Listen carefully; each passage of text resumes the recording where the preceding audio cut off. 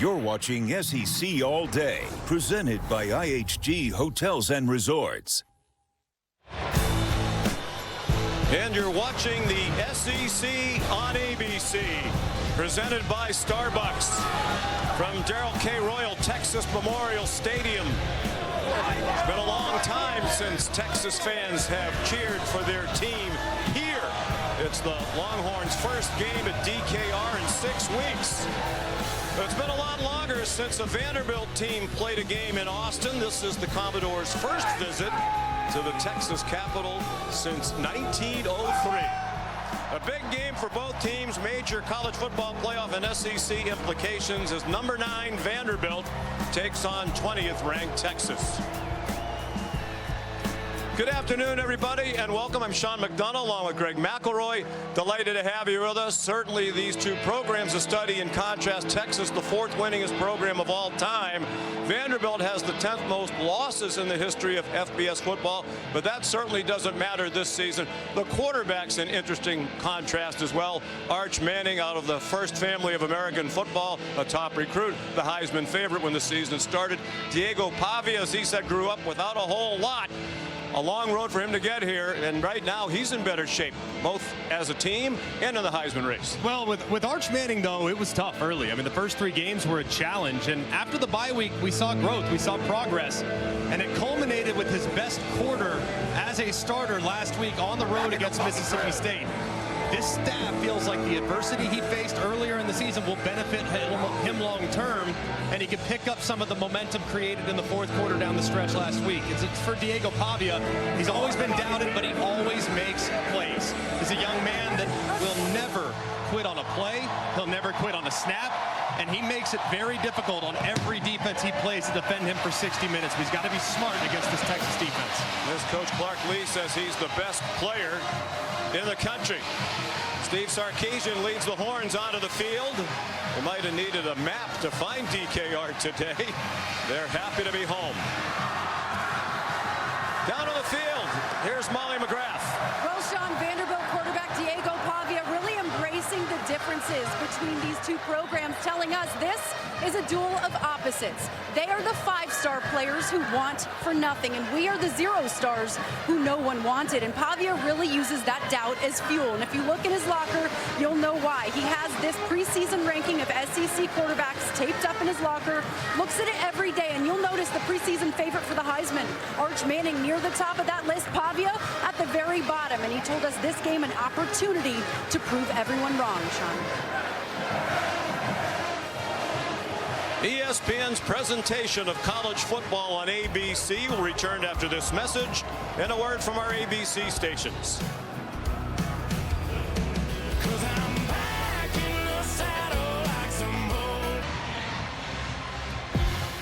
There's the top 6 in the SEC entering today's play. The 2 undefeated teams in conference action, Texas A&M and Alabama, are both idle today. So as these 2 teams, Vanderbilt and Texas, go head-to-head, there'll be one fewer, one-loss team. Steve Sarkisian and the Longhorns know one more loss, and essentially their hopes of playing for a conference title and being back in the college football playoff for the 3rd year in a row are out the window. Vanderbilt won the toss and deferred. Steve Sarkisian elected to receive the opening kickoff, and it's a touchback from Brock Taylor. So here comes Texas with Arch Manning at quarterback. It was a question during the week. He left their come-from-behind win at Mississippi State last week in overtime, was in concussion protocol for most of the week, but cleared last night. Manning 61% completions. They've had difficulty protecting him, and they've had a running game that has really struggled. So those factors have put even more pressure on the first-year starter Manning in his 3rd year in the program, facing a very solid Vanderbilt defense. Manning comes out slinging to Ryan Wingo down the far sideline. He's going to go all the way on the first play of the game, 75 yards and a Texas touchdown.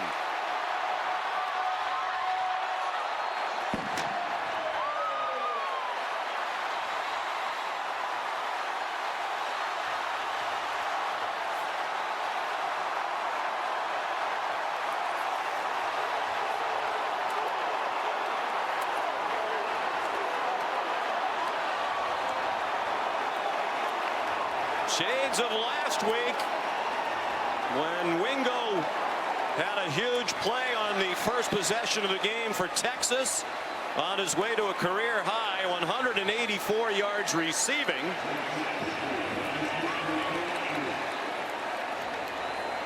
And here's Mason Shipley for the extra point.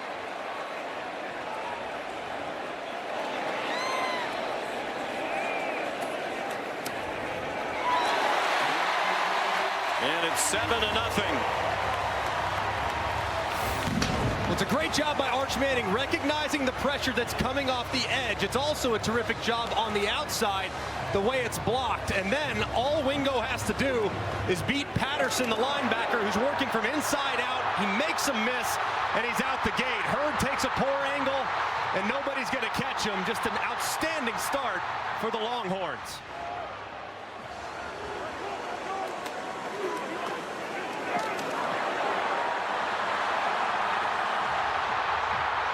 Couple of fatal missed tackles for the Vanderbilt defense. Last week in Starkville, Texas scored on an Arch Manning run less than 2 minutes into the game, which was set up on a 62-yard pass play to Wingo on a similar play down the right sideline. Well, Clark Lee said one of the keys to the game for Vanderbilt is jump on Texas early and stay on top of them. This was not the start he envisioned. Fair catch made on the kickoff by Trey Richardson. So here comes Vandy, down by 7, 11 seconds in. Led by Diego Pavia, the graduate student from Albuquerque, New Mexico. 16th in the country with that 69% completion percentage. That's up 10% from a year ago with a better offensive line in front of him and more weapons around him. And the big key for him in this game is to be smart, be patient. This Texas defense forces you to be patient. If you try to play and try to do too much, they will make you pay. So be efficient and don't try things that aren't there. Cedric Alexander opens as the running back. They start with a pass out to the perimeter. Richardson the reception. And a gain of 6 on first down for the Commodores. This is an elite Texas defensive front against the run. So early in this game, I would anticipate Tim Beck, the offensive coordinator, really try to attack the perimeter where there might be a little more room.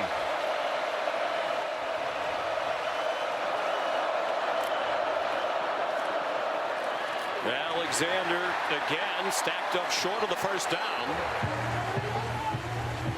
This is a strength against strength. Vanderbilt averaging 38.4 points per game. That would be the school record if it stands. And Texas giving up only 14.6 per game, 10th best in the country, despite the fact that Mississippi State scored 38 against them in Starkville last week.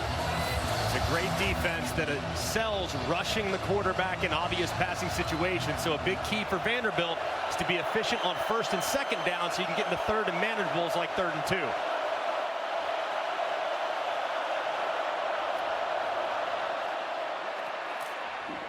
Alexander powers ahead for the first down.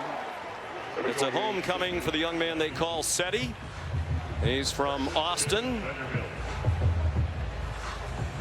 Read an article in the local paper here during the week that referred to his high school career at LBJ here in Austin as legendary.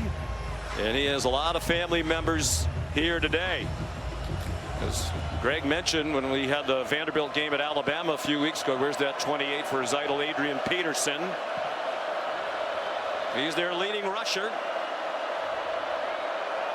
As a running back, Pavia their leading rusher in total. Colin Simmons the pressure. And Texas has the ball inside the 30.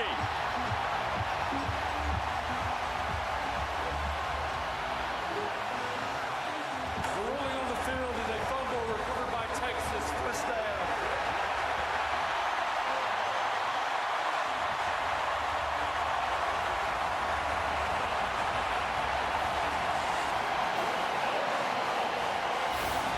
And a great job by Colin Simmons at the end of the line of scrimmage. He's watching in the backfield the whole way, and the mesh happens so quickly. The read from Pavia happens so fast that he can't quite get it up into the belly. Instead, it's out away from his body where Simmons can swat it with that right arm and dislodge the football.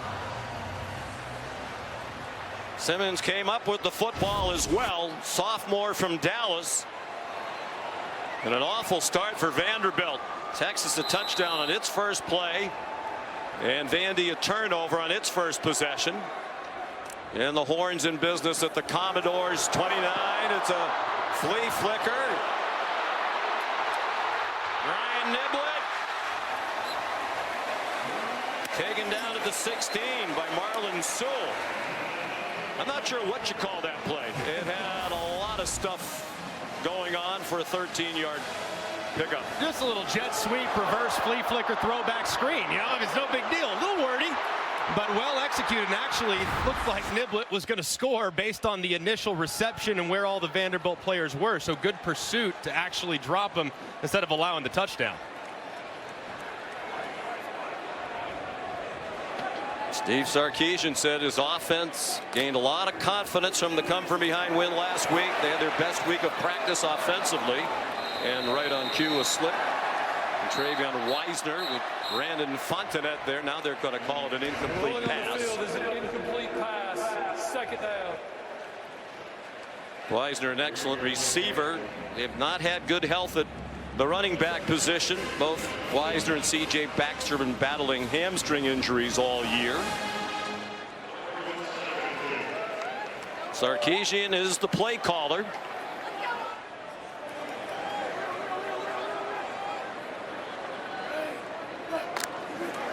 And this play is 2nd and 10. Manning throws over the head of his intended receiver, Emmett Mosley. Fontenette nearest in coverage. Here's 3rd down and 10. The edge defenders for Vanderbilt will provide a lot of pressure today. These tackles have been the stable part of this offensive line, but Stephen Gregory, the defensive coordinator that you just saw, he believes in the pass rush and the personnel they have to create disruption up front against an offensive line on the interior that has had some struggles.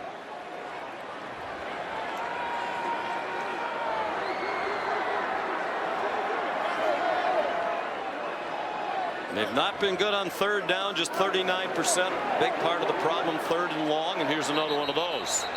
They faced the most in the SEC. 3rd down and 7+. And this one's longer with the delay of game penalty. Steve Sarkisian emphasized in our meeting yesterday how this defensive staff does a great job of creating NFL looks for the offense, which means they feature personnel. They have players that are specialists at certain aspects of the game, on 3rd down, in coverage, in the slot, in the pass rush against certain matchups. So it'll be a matchup-based game, and the team that wins the matchups will have great success. Ryan Niblett moves to the hip and then continues in motion. Manning faked it to him. He's under duress, throws back across the middle dangerously in the direction of Mosley, and it falls incomplete.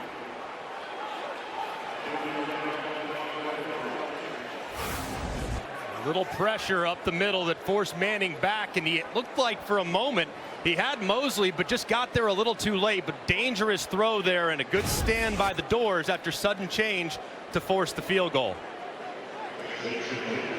So it's Mason Shipley on to try a 39-yard field goal.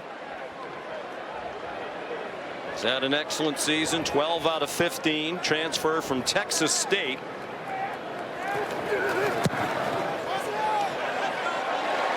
And that one is good inside the right upright.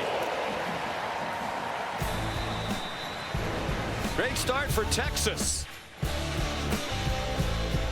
Steve Sarkisian thought his team would play better on offense today. They scored on their first play from scrimmage.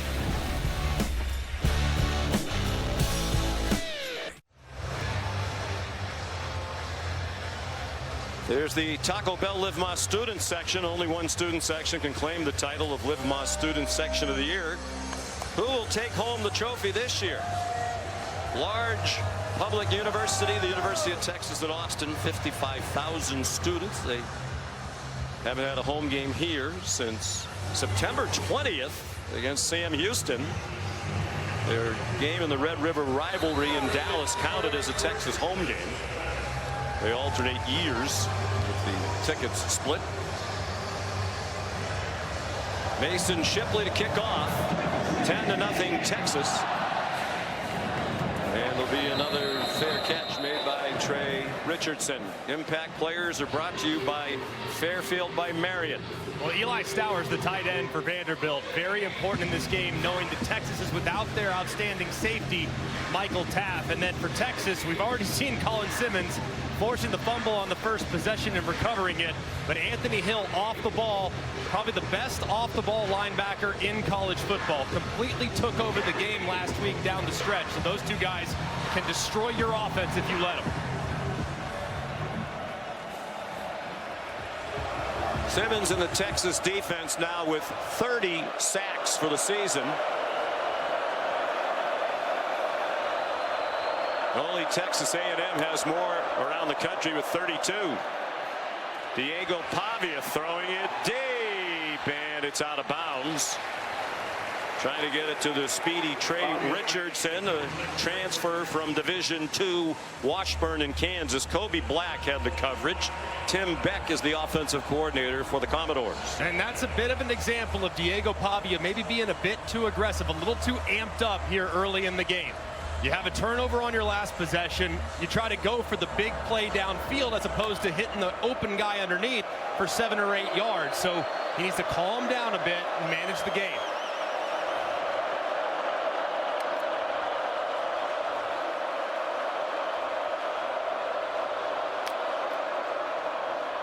Short set, plenty of time, takes off running with some room, and a first down. Jelani McDonald made the tackle for a Texas defense playing without their outstanding safety Michael Taft today, sidelined after thumb surgery. And a great job here by Diego Pavia. Nothing's there in the quick game. It's well defended by Texas's secondary, so he takes off. A huge point of emphasis for Texas's defensive line is you have to be aware of where Diego Pavia is throughout the entire game. He's very good in scramble situations. If you're not good in your pass rush lanes, he'll take off like he did right there to create a nice play. He's their leading rusher for the season. Now with 462 yards. A lot of that on the scramble. There's a flag down at the line of scrimmage. Pavia weaving through the traffic. Jump pass. He might have been across the line of scrimmage. It's caught by Cedric Alexander. He's inside the 30 of Texas. There is a flag down back at the line of scrimmage. Xavier Filsaime made the tackle. And this is going to be very frustrating for Vanderbilt's offense. Looked like an illegal formation that might wipe out a big play. And they've already brought the ball back. It's definitely against Clark Lee's team. Penalties have been an issue. There are 2 fouls on the play, both by the offense. Illegal formation on the offense, more than 4 in the backfield. That penalty will be declined. Illegal forward pass on the offense, number 2. The passer was beyond the line of scrimmage when he threw the pass. That's a 5-yard penalty from the spot of the pass. It is a loss of down, second down. They had 8 penalties last week against Missouri. 6 of them were on the offense. They were fortunate to win that game against the Tigers. They were outgained by 111 yards. Missouri had more than 36 minutes time of possession. Usually Vandy tries to control the clock. But they beat Missouri 17-10, survived the last play Hail Mary that came up just short of the goal line. And another stoppage, this time before the snap. Officials timeout to verify the spot. Lee Hedrick is the referee. If you look back at the penalties against Missouri, too, a lot of them were along the offensive line. They called it their sloppiest performance of the year, and that's the group that sets the tone. Correctly enforced from the spot of the foul. It is second down. And if you look at it, it wiped out massive plays and wiped out a touchdown run from Diego Pavia. Several were in plus territory and scoring opportunities that wiped out opportunities. So very important to play smart and disciplined along the offensive line for Vandy's offense. Same five have started every game up front for Coach Lee. Matter of fact, that fivesome played every snap on offense. There weren't a lot of them last week because of Missouri's ball control. They played 45 snaps. Now wide it goes. McKylan Young up and over, but with a first down across midfield. 17-yard gain. Derek Williams Jr. sent him airborne. And this is a good job. You're going to see a little bit of a pick right here at the second level. You're going to see right out in the flat, he can't really get through it. And as a result, it creates a big play. Nobody leverages the ball. He's out the sideline for a nice conversion. Young had a huge play last week, an 80-yard touchdown. Biggest play of the game in that win against Missouri. Out of the pistol. Young again. Chopped down at the 42-yard line. Some depth at running back for Tim Beck. MK Young's a nice number 2.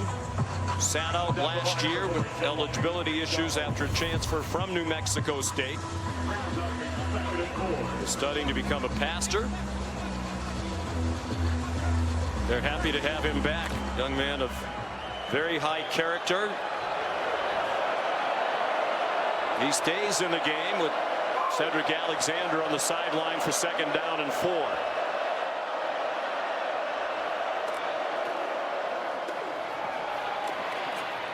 Young again, knocked down just shy of the line to gain, about a yard short of it, by Anthony Smith. What makes this offense so difficult to defend for Tim Beck is they create hesitation defensively. They have jet sweeps and motions, and they adjust the strength of the formation with pre-snap shifts. Plus, you always got to account for the quarterback run. So all the movement and eye violations that can be created are very tough on the defense.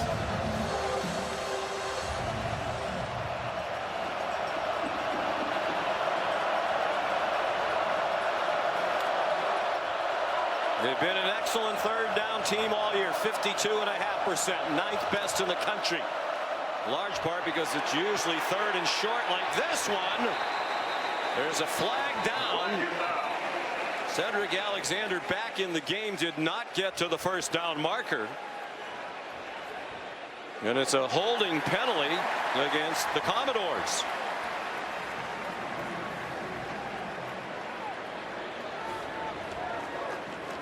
Holding on the offense, number 53. A 10-yard penalty will be enforced from the previous stop. 3rd down. Another penalty on the offensive line. This is on Jordan White, one of the transfers who's enhanced that offensive line over from Liberty. And you're going to see as he pulls around to the left side, he engages with Colin Simmons. As Colin Simmons has plenty of room, and that left arm grabs the shoulder and turns the defender inside. So a good call. From 3rd and 1 to 3rd and 11.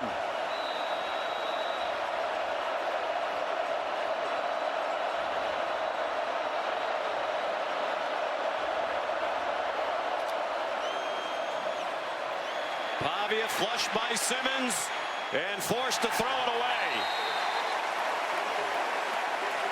And Simmons woofing in the face of Diego Pavia. He has been all over the Vanderbilt quarterback here in the first half of the first quarter. I think Pavia will give it right back, though, but those are the down and distances that if you're Vanderbilt, you must avoid. Texas has had 30 3rd down and 11 pluses this year. They've allowed just 1 conversion. And the very dangerous Ryan Niblett back to receive the punt from Nick Haberer. Niblett 2 punt returns for touchdowns this season, including the enormous one to tie the game in the 4th quarter at Mississippi State. Last week they were down 17 with under 10 minutes to go. He also brought one back for a score against Oklahoma. He got tackled by Jalen Lackey. 45-yard punt, 8-yard return. How do you do? 10-0 Texas early on in Austin.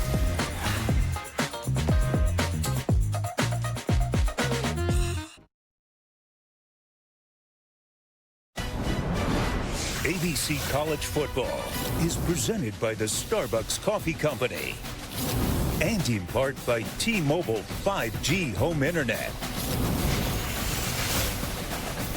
Texas off to a 10-0 start, their first game here at DKR since September 20th. Mostly sunny day, temperature in the low 60s. It'll get up to the low 70s. They're 22-1 when scoring first since the start of the 2023 season. The only loss was in the SEC title game to Georgia at the end of last season. Texas went on to the college football playoff, the only team that's been in the college football playoff each of the last 2 years. Out wide to Wingo, and why not? Taken out of bounds by Mark Davis with a 13-yard gain. Wingo to the sideline. They're looking at his right hand. So far, he's been so good after the catch. I mean, making guys miss. That's now 2 big missed tackles by Hurd, the outstanding strong safety for the Doors, but the right hand being looked at. Now it's out to Emmett Mosley. He got hit pretty hard, stayed on his feet for an additional yard. C.J. Hurd was there with Nick Rinaldi. 6 yards from Mosley, who caught the game-winning touchdown in overtime in Starkville last week. Come from behind win that saved their season.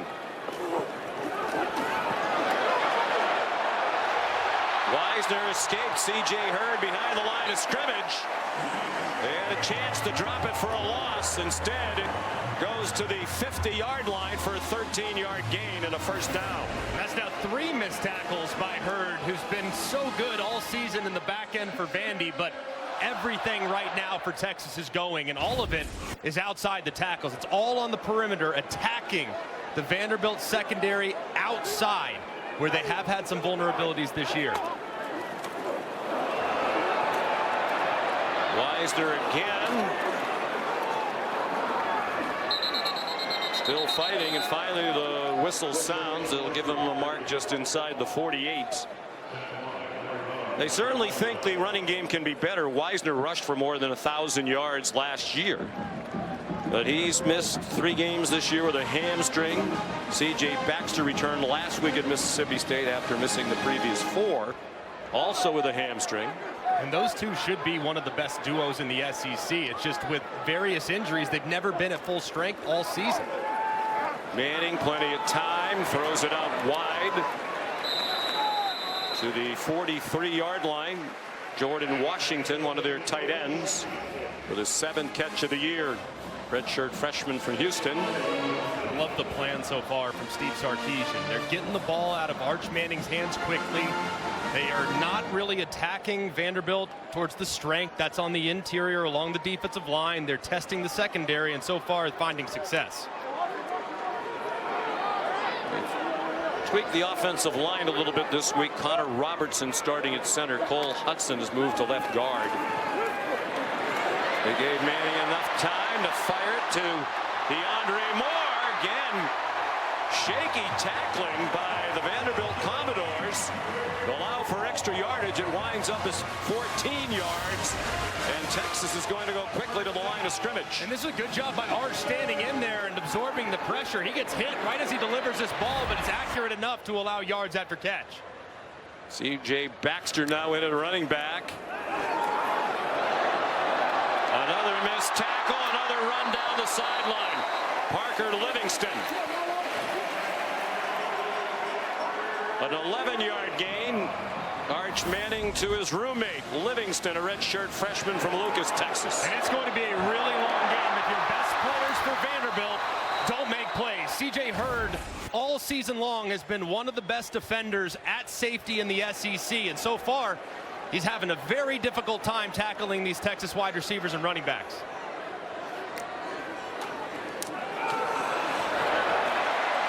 Baxter again, swung down shy of the 10 by Marlon Sewell. A 7-yard run and everything clicking here in the first quarter for the Longhorns. That offensive line, they've made some tweaks They slide the center, Cole Hudson, out to left guard. The center now, Connor Robertson, stepping in. They feel like they've solidified the interior. Now the offensive line can lean in the run game as they get close to the goal line. Baxter, some good push by that offensive line. And another first down. Nick Brooks, the talented true freshman, had been starting at left guard. They think he's going to be an outstanding player. Now with Hudson at left guard, a little more experience in the middle of that offensive line. Kyle Flood, who coaches the O-line, thinks the tackles have been solid all season long. And with the young player at any position, you're going to have high highs and low lows. So while with Brooks in the lineup, you might have a higher ceiling, your floor is a lot higher with Hudson at guard and Robertson at center. Manning, lots of running room should he decide to do it. Waits for somebody to get open, and it's a touchdown. C.J. Baxter.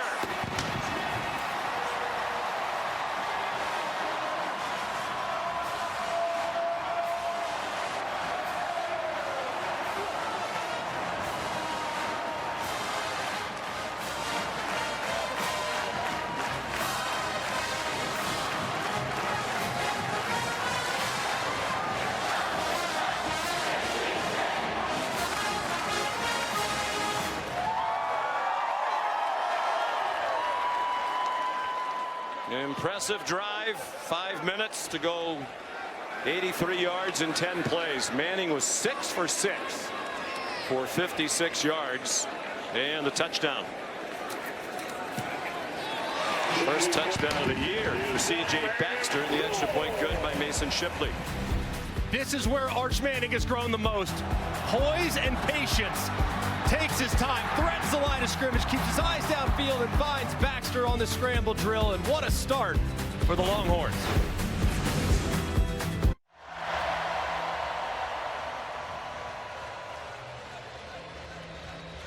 Since the start of the fourth quarter last week in Starkville, when they were down by 17 points to Mississippi State, Texas outscored their opponents 48-7, 24-7 in the fourth quarter. To force the overtime, they scored the only 7 points in the OT, and now 17-0 out of the gate today. Trey Richardson did not reach the 25. They intentionally don't kick off touchbacks, Texas, because they cover so well. An uncharted territory this season for Diego Pavia and Vanderbilt, down 17-0. And it's a real challenge with their style of attack too. They are a ball control offense that wants to shrink the game, and they're not built to erase massive deficits. They're a run-first organization, and having to resort to obvious passing situations is not advantageous against this Texas pass rush. I think there's plenty of time for them to continue to play their game. They just need to play it better. Still in the first quarter. Pavia on the run, caught far sideline. Junior Sherrill out to the 38 for a first down. Here's Molly McGrath. Well, Sean, Vanderbilt offensive line coach Chris Klinakis trying to calm his group down, pointing to those penalties and mental mistakes and lack of communication. He called them unacceptable, said we can't afford those penalties against this defensive front. We can't afford third and longs. He told them keep fighting, keep swinging, but play smarter. And Vandy's O-line very frustrated with their own play right now, guys. That was a frustration last week against Missouri. Tigers had the upper edge along the line of scrimmage. Wide open receiver Richie Hoskins, the former walk-on, now a team captain, transfer from Division III Middlebury for a 17-yard gain. And I like so far what Tim Beck has done these last couple plays. Moving the pocket, getting Diego Pavia outside to change the launch point so those pass rushers don't know exactly where it's coming from. I think that's going to continue to pay dividends as long as they're moving him around laterally when he's finding players downfield.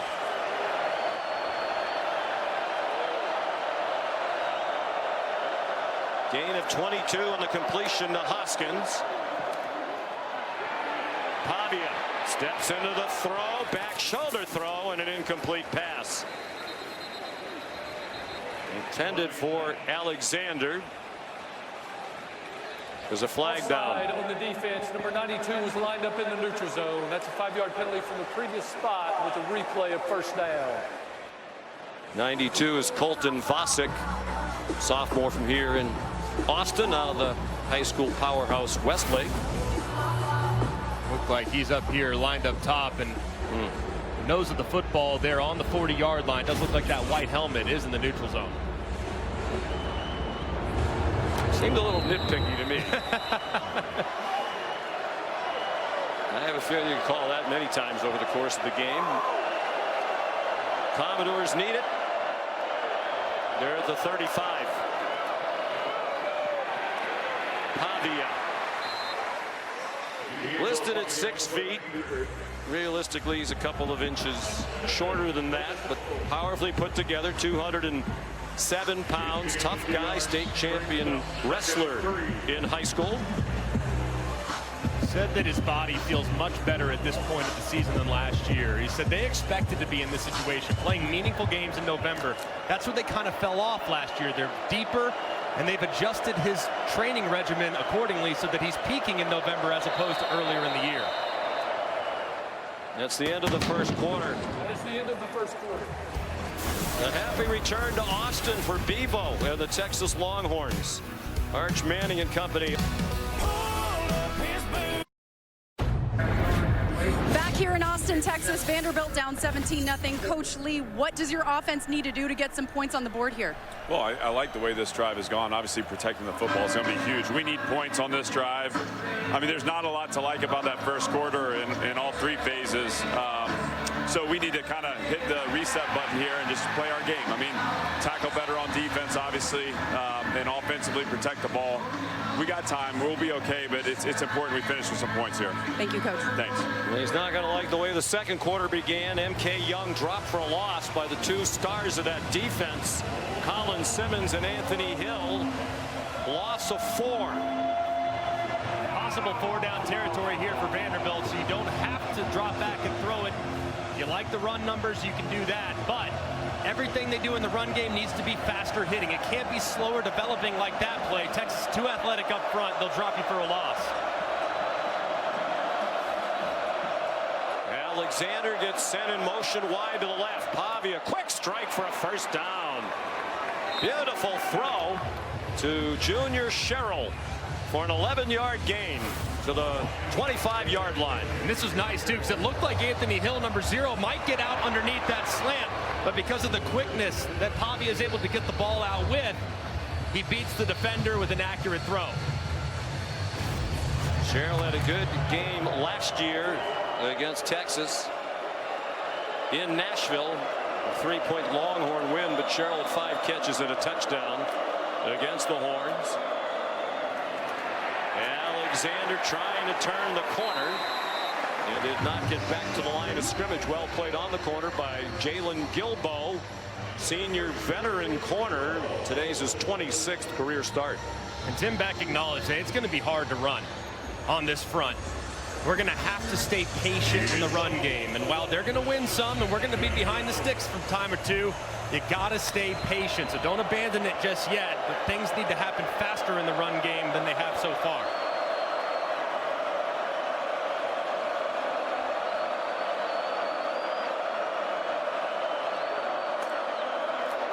Texas trying to bring pressure up the middle.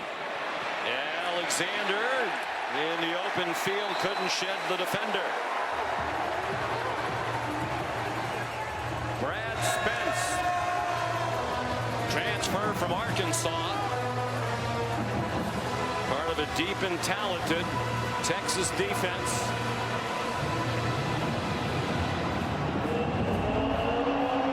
Third down and 10. Sarkisian wants more from the home crowd of nearly 100,000. And a very difficult down and distance here for Diego Pavia. You cannot take a sack and knock it out of field goal range, so the ball has to come out, knowing that Colin Simmons is going to be working against your left tackle. Kylan Young, the running back. He stays in the block with pressure coming from the corner. Pavia could not escape. If he had managed to get away from Trey Moore, he had a lot of running room. But Moore made a huge tackle, and Clark Lee sends the field goal team on. It's a great job by Moore on the end of the line of scrimmage. Watch how quickly he gets upfield and then immediately reverts back as Pavia starts to break contain. Feels the pressure off the left-hand side. The pocket collapses, but there's Moore, who's retreating to drop him for the stop. Here's Brock Taylor, who's 7 for 7 this year. He's made 18 in a row. This is from 44. That's a gimme. Even you would have given him that one. And they're on the board. Clark Lee said they needed points on the drive. They get them. Not the 7 they had hoped for. You're watching SEC All Day, presented by IHG Hotels and Resorts.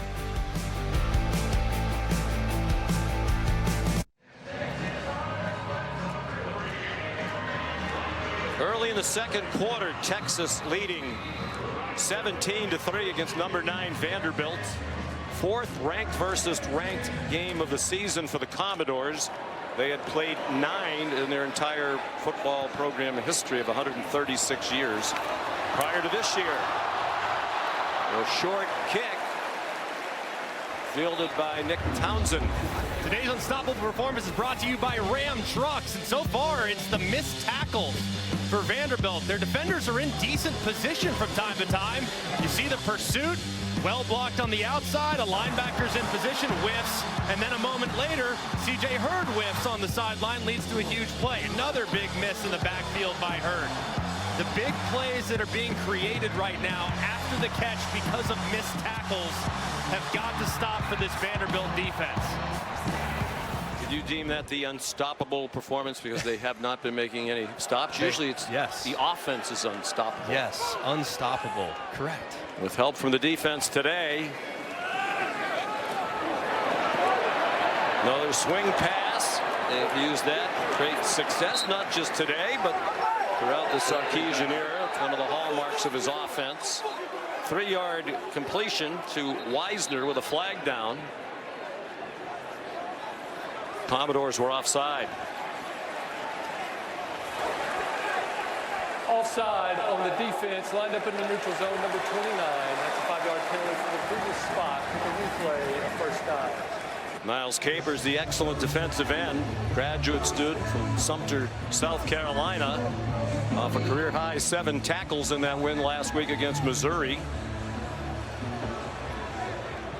Highly uncharacteristic these last couple weeks from Vanderbilt. Man, they are a disciplined football team, but the last couple weeks, things have become unglued from a penalty standpoint. Wisner, first down across the 45-yard line. 8-yard gain. A little earlier, Ryan Wingo, outstanding wide receiver for the Longhorns, appears to have injured something on his right hand. You'll actually see him grab that right hand, getting it looked at now, and him being available down the stretch will be massive for this Longhorn team. Not out there. Molly McGrath says she can't even find him on the sideline. That's a big loss for the Horns. Arch Manning slides down. Took a hit from Langston Patterson. The crowd wanted a call. It was not an illegal hit. It ends up as a 4-yard gain. Of course, Arch right out of concussion protocol last night. And a good call. It was a late slide, so understandable why the fans are upset. But Arch has to also be smarter too. Initiate that slide just a touch earlier to avoid that contact, especially on first down. That's what his coaches have been trying to coach him on all week long. Well, it's hard. He's such a competitor. Here comes a blitz. They have a screen set up against it. Wisner down the sideline. Upended after he picked up the first down to the Vanderbilt 34-yard line. And this is such a good job by Steve Sarkisian. Look at all the Vanderbilt defenders. They all end up working a little bit this way. And there comes the screen out to the right-hand side. Look at all those white jerseys stepping in between the hashes, and then there's nobody home outside the numbers. Wisner, very good receiver. Had 16 catches on the year in his limited playing time prior to today. He gets the call again, and Nick Rinaldi made the stop. Senior from Dover, Massachusetts. Beautiful suburbs of Boston. Rinaldi is so disruptive on third down, but here with the play so far from the linebackers and some of the missed tackles we've seen, they're getting that next group in a little bit earlier. Rinaldi's usually a specialist with the pass rush. Good cut by Wisner, and then a tough end of the run. Got more than it seemed he would. Texas 17 points in the first quarter. They had scored a total of 7 in the first quarter in their first 4 SEC games. A much better start in conference play. They're 3-1 in the league, lost at Florida in their conference opener, then wins against Oklahoma in the last 2 weeks to overtime to win at Kentucky and at Mississippi State. Emmett Mosley, the Stanford transfer, with another first down on another well-thrown ball by Arch Manning. And this is well done. When you motion a defender, it usually softens up the defender. Look at the motion outside. Look how soft it creates to the outside. And it's an easy throw for Arch. And you fake the throw out wide, then you decide to go ahead and throw it to Dalen McCutcheon. And he's out of bounds inside the 5 at the 4. And now he's doubled over in pain. His left hand dangling. That's the 5th catch of the year for the true freshman, Dalen McCutcheon. 14 yards. He's likely out there because Wingo isn't, so they're losing bodies at the wide receiver position. 1st and goal.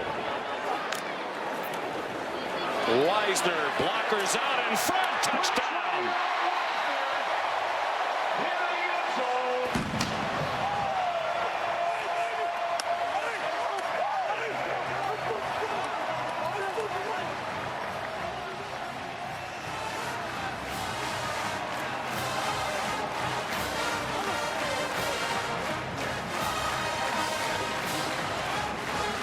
Steve Sarkisian's season on life support. The 4th quarter last week in Starkville, Mississippi. They rallied to win one of the biggest comebacks in school history. And this afternoon looking very much like the team that was the preseason #1 in the country against 9th-ranked Vanderbilt.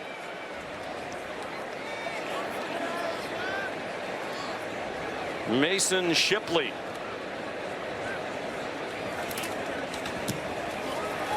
Adds the extra point. They answer the Commodore field goal with a touchdown.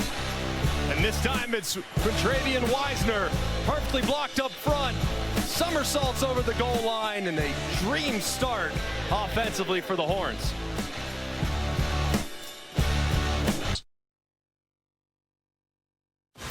Tomorrow on Sunday NFL Countdown, the latest NFL trade deadline buzz, plus the constantly spinning quarterback carousel. Back to you in Austin, Sean. All right, Shefty. Oh, those numbers. That's the 4th quarter in Starkville plus the overtime. And the first quarter and a half today. An offense sputtering has come to life. And then some. Mason Shipley will kick off again. Largest deficit of the season now for Vanderbilt.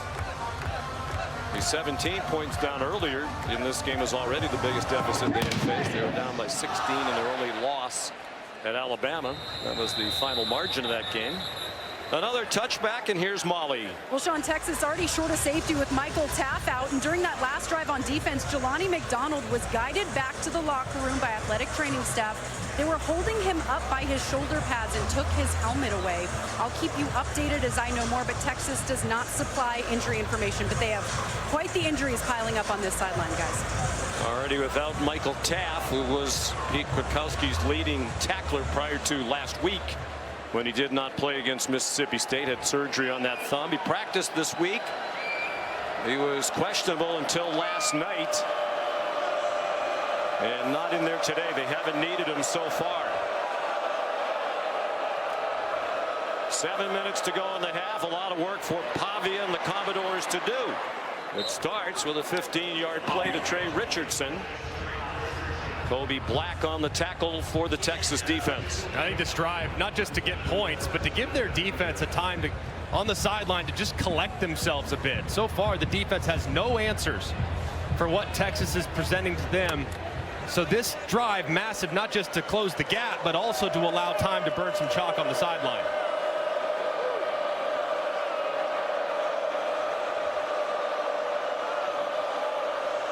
M.K. Young, the running back.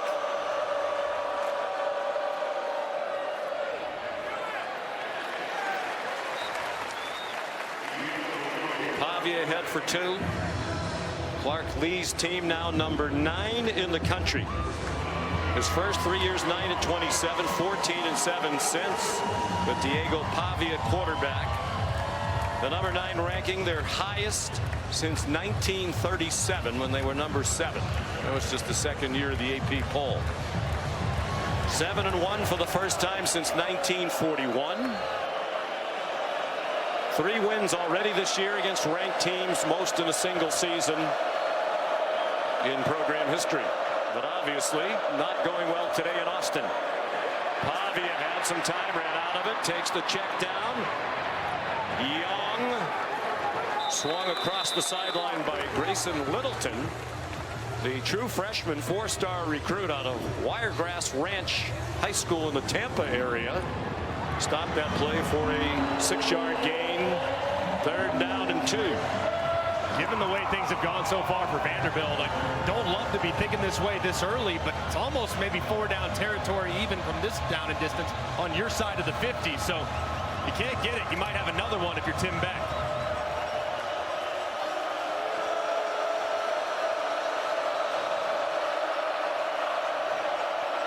Gabe Fisher moved into the backfield. It's a play fake, and Fisher's the receiver. That's his first catch of the year for the junior from Nashville, playing for his hometown university. And that's a good call. When Fisher comes in the game, I mean, it's 100% run for the most part, right behind him. Said they fake it behind him, slip him out in the flat for a good conversion. Out of Montgomery Bell Academy in Nashville, school's produced a lot of fine football players.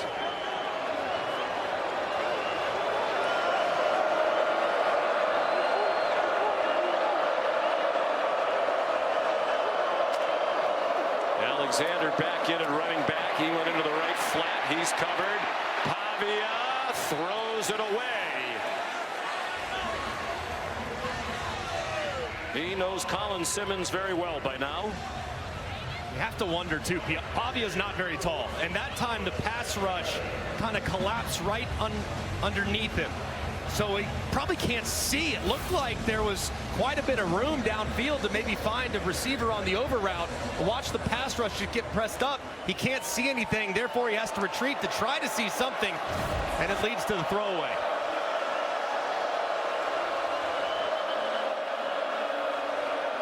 Nearing 4 minutes to go in the half. Full complement of 3 timeouts for each team. Design rollout away from that pressure for Pavia. Good run after the catch. Eli Stowers, the excellent tight end, and Pavia's roommate with a 16-yard completion and a first down. I love this design. You have 2 options. You could throw the little RPO to the left, or you could throw the shovel pass underneath, or Diego Pavia can actually keep it himself. It's very much like a triple option. You can have quarterback run, pitch it underneath. That's basically the fullback dive, and then Stowers becomes the pitch man outside.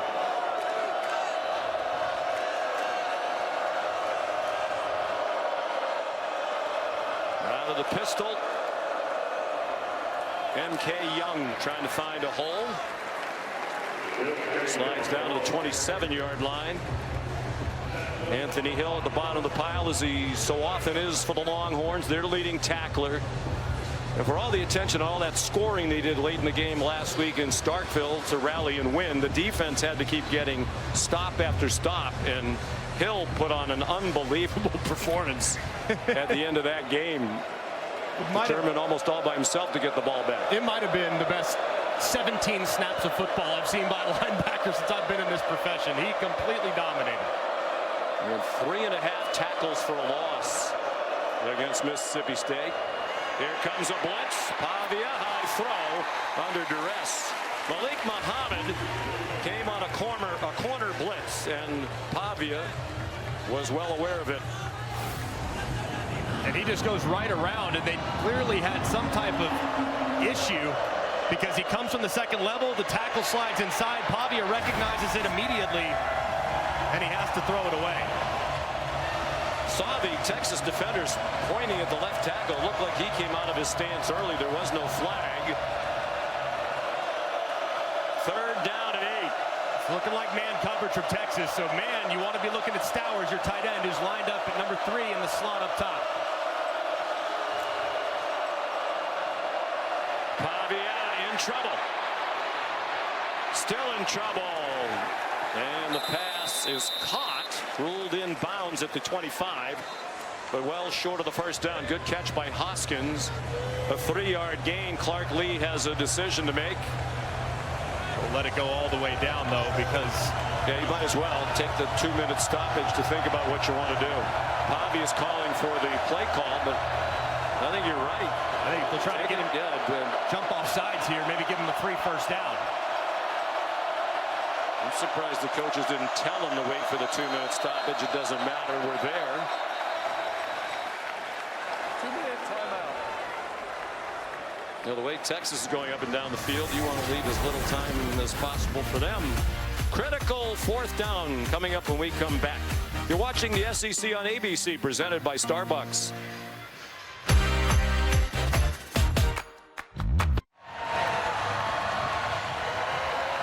You're watching the SEC on ABC, and as we welcome you back to Austin with Texas leading 24-3 with 2 minutes to go in the half. Vanderbilt is going for it on 4th and 4. Against a Texas defense that's been tremendous on 4th down. Best in the conference, 4th best in the country. Motion Stowers down and work him. Pavia. Caught. First down. It is Stowers. One of the best tight ends in America. 7-yard gain from his buddy Pavia. It was also Stowers' teammate at New Mexico State. And this is good design. You motion Stowers down, get him to kind of run in the vapor trail of the guy that's at the point, so you create a bit of a stack. It makes it very difficult for Williams, the safety, to get through that traffic. It's an easy pitch and catch. Touchdown here would be enormous for Pavia and the Doors. They will get the ball first to begin the second half. All kinds of trickery. They're not fooled. And Pavia's taken down again. Anthony Hill this time. The 3rd Texas sack. And this is impossible here. You have one of the best linebackers in America working against a pulling guard who all of a sudden becomes your right tackle.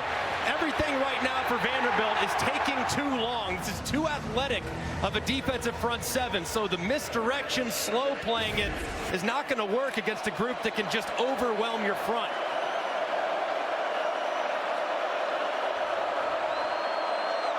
Vanderbilt had given up only 7 sacks all season entering today, tied with A&M for the fewest in the conference and 11th fewest in the country.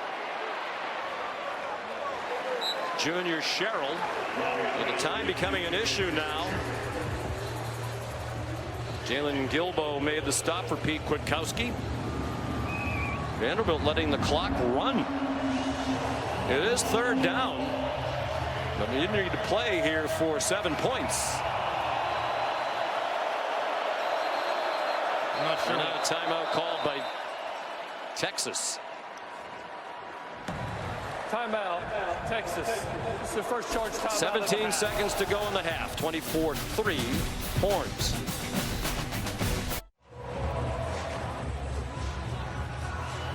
Stay tuned for the Capital One halftime report. Kevin Negandhi and Joey Galloway standing by. Ohio State hosting Penn State today. Miami playing an important game in the ACC just up the road in Dallas against SMU. Details on those games and all the rest of the day's action in just a matter of seconds.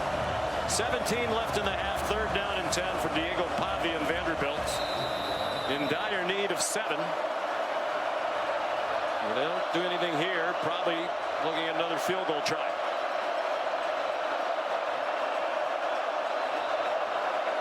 Five receivers spread the field. Pavia down the middle and caught, and a touchdown. Eli Stowers.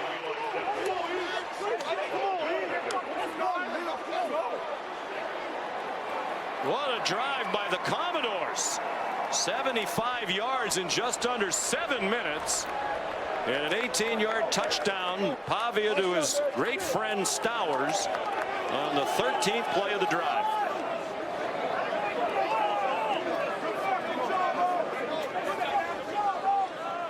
Everything was going Sarkisian's way, but he's clearly dismayed. A little life for Clark Lee and the Commodores to take into the locker room. A lot of belief on that team.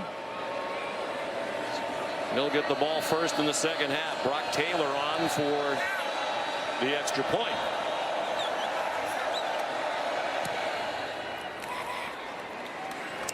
And all of a sudden, it's gotten very quiet for the crowd of 100,000 plus here in Austin. And this is just really poorly lined up initially.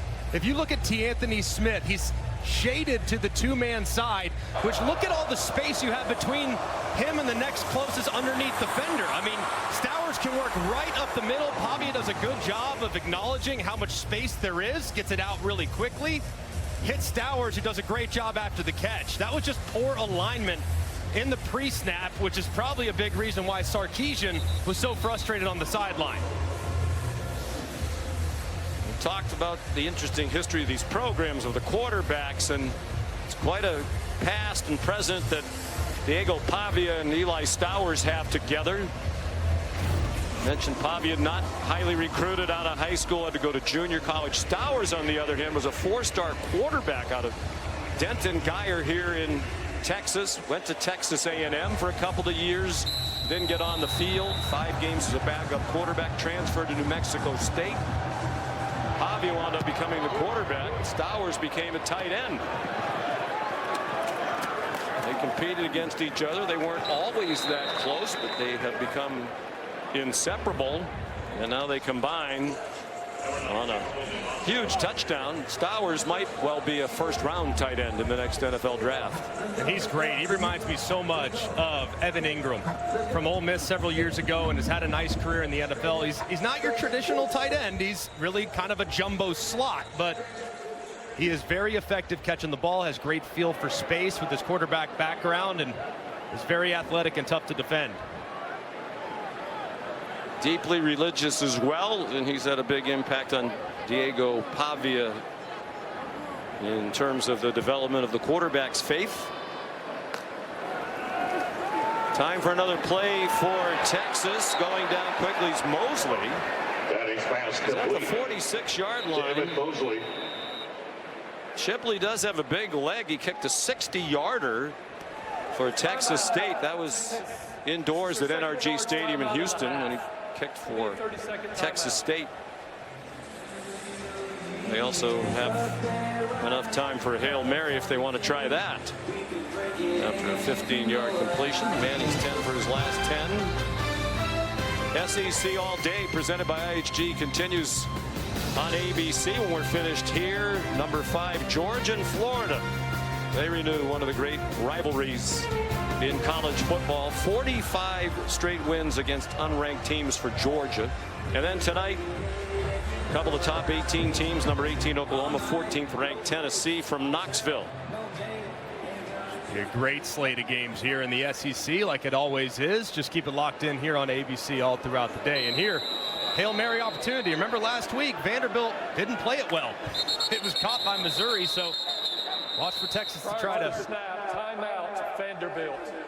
Probably reminded them, This hey, is their first charge timeout of the half. This will be a 30-second timeout. Timer, please reset the game clock to 3 seconds. 3.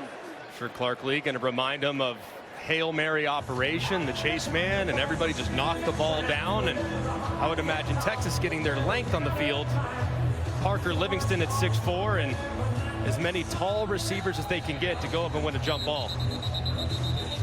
Brian Wingo has returned to their bench area with a obvious right hand injury. He has not returned to the game. Yeah, the last play of the game last week in Nashville, Missouri threw a Hail Mary that was caught about 6 inches short of the goal line. Would have tied the game if they had kicked the extra point. Barkley was not happy with the way his team played that. And you have the history of Vanderbilt. You're not going to apologize for ugly wins. They're all good. Manning might have thrown it too far. He did. Down to the back of the end zone.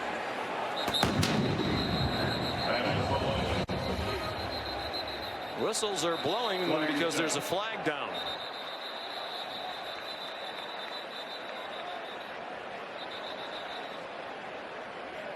I remember one time I threw a Hail Mary out of the back of the end zone. My offensive coordinator told me, how many minuses can you fit in that box?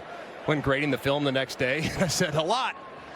I think I fit 37 minuses, and that's how many minuses I got for throwing a Hail Mary out of the back of the end zone, not giving us a chance. I wonder if Sark will make the same play tomorrow. Illegal substitution on the defense. They played it down with 12 players. That's a 5-yard penalty from the previous spot. With a replay of first down, timer, please reset the game clock for 3 seconds. The game clock will start on the snap. Would you try a long field goal here? Yeah, now. Shipley has a big leg. Made a 53-yarder in Kentucky. Mentioned a 60-yarder indoors. He said he never thinks about the distance. He just focuses on the kick. He didn't know he made a 60-yarder until after the kick when they told him. But he's on the sideline. That is one way to do a better job defending the Hail Mary. Extra people on the field. It's worth a try, I suppose. 12-man defense. Arch. That one is going to be close to the back line. And it's on the ground out of the back of the end zone. And no flags this time. So Arch had been 10 for 10. The Hail Mary attempt ends that streak. But he had an outstanding half off a career high 346 in Starkville last week. 200 yards passing for Manning and 2 touchdowns on 12 out of 16. Here's Molly. Coach, the Hail Mary was unsuccessful, but what kind of execution and confidence did you see from your quarterback Arch Manning in your offense in the first half? Well, he's playing really efficiently. He's getting completions when they're there. I think he's getting through his progressions really well too, and guys are playing good with the ball in their hands in space. We saw that you were visibly upset when Vanderbilt scored that touchdown in those final moments. What does your defense need to continue to do to stay dominant? Well, we can't have a miscommunication coming out of a timeout. They might have scored, they might not have, but it shouldn't have been that easy. All right, thank you, Coach. Thank you. Sean. The point well made by Greg McElroy. Our score at the half is Texas 24 and Vanderbilt 10. Time now for the Capital One halftime report with Joey Galloway. Here's Kevin Nagandi. Sean, thank you so much. Capital One halftime report. It's great to have Joey Galloway in for Booger McFarland. We've got some sneakers. We've got a little bit faster in the studio. Yeah, we lost a lot of weight on this set. You said that, not my me. bad. Booger, we miss you, by the way. Hey, when you take a look at this Texas team, Sark is helping Arch Manning. So is Vandy's defense. How are they doing it? It's been short passes. Manning has 200 yards passing, but the ball's probably traveled actually 40 yards of the 200. And it's been missed tackles for Vandy. This is a 75-yard play on the first play of the game for Texas, and it really just set the tone. Safety has a chance, missed the tackle. Linebacker, missed tackle, and that turns into a first down. And it's been over and over. I started trying to count the missed tackles. Once I got to double digits, I gave up counting. It's been that bad for this Vandy defense. If they can't tackle, it's going to be trouble in the second half. That's why that number's so big. 183 yards. Familiar with one thing, Yak. You love Yak as a wide receiver, right? No, we can see it. Trust me. It's crazy. Yeah, we can see it. Gotcha. But the Yak plays a huge role here. And by the way, Diego Pavia sacked 3 times. We're seeing Texas' defensive front control. He has 1 yard rushing. That says a lot. That is the key for domination for Texas. Okay, we had a top 25 upset brewing. Houston at home taking on West Virginia. At one point down 2 touchdowns, but here comes the Cougars. Yeah, West Virginia scored on 3 of the first 4 drives. Game got a touchdown, but Wegman's gone 16 of 19 in the first half to bring them all the way back. We're tied at 21 apiece right now, late in the first half. Ahead, the #1 team in the country in action. Highlights of Ohio State against Penn State. Plus, Miami does something we haven't seen all season. We'll explain after this. See how hard they drop. Had to make it to the top. See how hard they drop. You're watching the SEC on ABC, presented by Starbucks. These fans here at DKR needed a little caffeine this morning. At 11 a.m. kickoff. Arch Manning and the Longhorns were ready to go right out of the gate. They scored on their first offensive play, built a 17-0 lead, led 24-3. But Vanderbilt rallied back. Diego Pavia to Eli Stowers very late in the half. 24-10. Vanderbilt will get the ball first to start the second half, and you get the sense it's a very important drive, not just in this game, but for their seasons, for both of these teams. How does Vanderbilt build on what they did at the end of the half? Well, they got to abandon the slow developing offensive play. Right now, they're trying to trick Texas with movement, misdirection, slower developing issues. And Texas saying, we don't care. We are going to attack. We're going to pin our ears back. We're going to run right at Diego Pavia, and we're going to cause disruption. So they have got to make adjustments offensively to become quicker. The operation needs to be faster. Mason Shipley kicks off. Trey Richardson brings it back down the sideline. And they'll have good field position to start this important drive after a 33-yard kickoff return. Let's take a look at who's bringing the heat, brought to you by Sonic, and it's the Texas defense. I referenced it. They're disregarding all the motion and movement. They're just pinning their ears back and going right at Diego Pavia, and it's forcing Diego Pavia's decision-making to happen much quicker. And then when they try to get too aggressive, they've still been disciplined enough to go back and capture the rush. So very, very important for everything moving forward in this game that Pavia and this Vanderbilt offense get the ball out faster against this pass rush. Manning 200 yards passing. Wingo had the touchdown of the first play, but then left with an injured hand. 3 sacks, the most Pavia's been sacked in a game this season, and matching the most in his 2 years in Nashville. That was a long throw, didn't have a lot on it, still should have been caught by Trey Richardson. Here's Molly. Well, Vanderbilt head coach Clark Lee was really positive at halftime. He said he liked the way that they finished the half offensively. He said we sustained pressures better, and they want to take that momentum, that confidence into this first offensive possession. And he told his quarterback, Diego Pavia, be yourself. He said he's the kind of guy you want on your side down 2 scores. We have the confidence and the playmakers to get back in this. Sean? As Clark Lee said, there are very few players in the country who can take over a game. Pavia has done that. Hard to do against a talented defense like this. Here comes Simmons again. Pavia on target, and the ball comes out. Eli Stowers couldn't hang on, so a couple of passes, both of which could have been caught. Neither one of them was. And this is a well-thrown ball inside. This is one that Stowers needs to bring in. It's tight coverage, but he's got him walled off. And a really good receiving tight end should make that catch for his quarterback. It's such an important drive to begin it with 2 drop passes in a row. And the Doors hope that's not a harbinger of things to come. For Vandy grad Clark Lee. Wow. The bottom of your screen, contact between the receiver and Warren Roberson, the defensive back. On the defense, number 24 with contact. 5-yard penalty. Makes 3rd down. And so what are you doing? Why? I mean, it doesn't make sense. I mean, watch the ball. He tries to jam the receiver, but yes, I mean, a difference in this defense between a 3rd and 10 and a 3rd and 5 is enormous. Now, you can't just pin your ears back and rush the passer with relentless pursuit, because a quarterback run could easily pick up the first down. Yeah, you know, you want some contact, but usually after the ball is snapped. So a big penalty on Roberson. Cuts the 3rd down distance in half. Pavia tried to escape and could not. Brad Spence there again for the Longhorn defense. There is a flag down. It's against Vanderbilt. They're going to turn that down. Holding on the offense, number 55. That penalty has been declined. It's 4th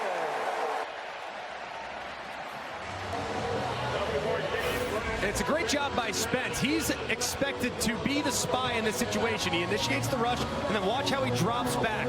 So he grabs the defender, then he pulls back, leans inside, and he sees Diego Pavia the whole way to drop him on the stop.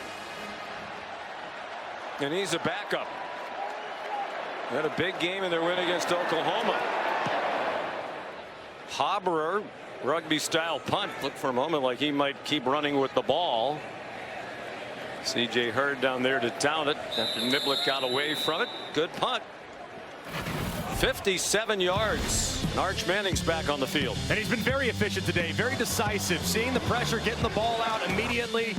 Well blocked on the outside. Just let your receivers go to work. Make a guy miss and you're out the gate on the first play of the game. But it continued as the game went along. Just under a second and a quarter to get the ball out to Livingston. Allows plenty of space where he can run after catch. And then when you have time, use it. He moves, threatens the line of scrimmage, keeps his eyes downfield, and throws a strike to Baxter for a touchdown. This has been a really clean half of football from Arch Manning. We asked Steve Sarkisian yesterday to describe the season that Arch Manning's had. He said growth. And that's been in evidence late last week and again here today. Weisner, again, some poor tackling by the Vanderbilt defense. It's a 4-yard pickup. Steve Sarkisian said he thinks the struggles that Arch had early in the year, that the offense has had, will be good for him down the road. You know, both in terms of football, Greg, in terms of life. He said, you know, here's a young man born into a great family. Take away the football part, just great people throughout the Manning clan. He's had a wonderful life. So, you know, to have to deal with some adversity and handle it well and rally back the way he is, it's a valuable experience. Very much so. And to have that experience now, still with everything to play for right in front of you, knowing that you can take the absolute heat that he's taken and bounce back says a lot. On 3rd down and 4. On target, Manning again. And at Mosley to the 31. That's what they had in mind.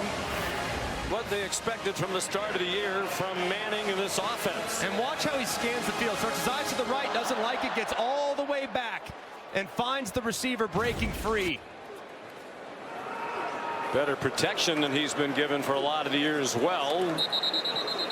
Weisner driven back. Running game still not prolific, but they've had their moments today. Steve Sarkisian said if we could just rush for 125 yards, that would make me happy. They are not anywhere near that yet. 54 yards today. And we knew that the path of least resistance against Vanderbilt would be on the outside, to be in the passing game against a secondary that have had some ups and downs, but keeping them honest with the run game is important, especially with a lead closing out the game as well. So the run game's got to get going in the second half. Manning open receiver, Livingston. Step past the marker, first down. 10 yards on the completion to Livingston.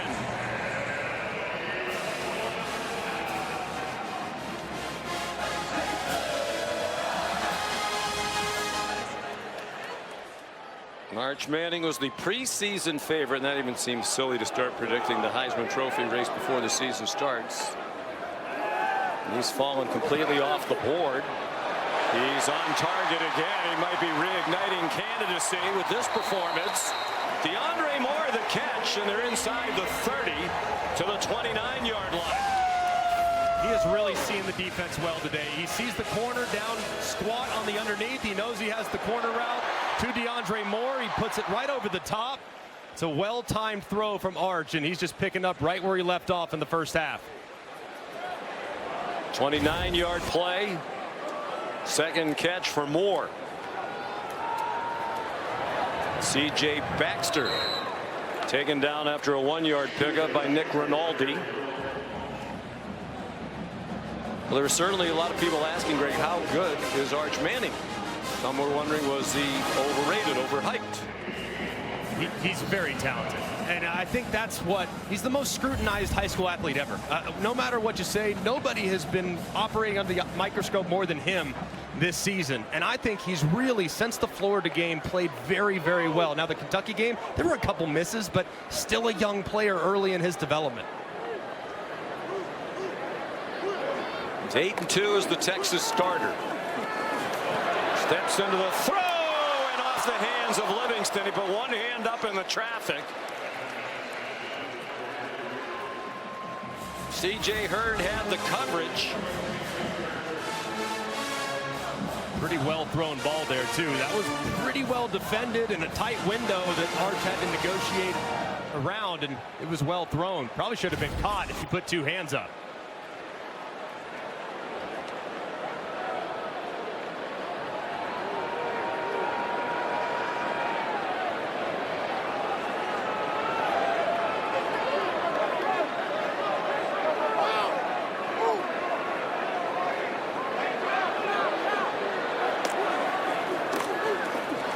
Manning, first down. Jack Endries, the tight end, transfer from Cal. Outstanding receiving threat at the tight end position for a first down with 17 yards. And it's a great job by Arch, seeing the pressure and throwing into it.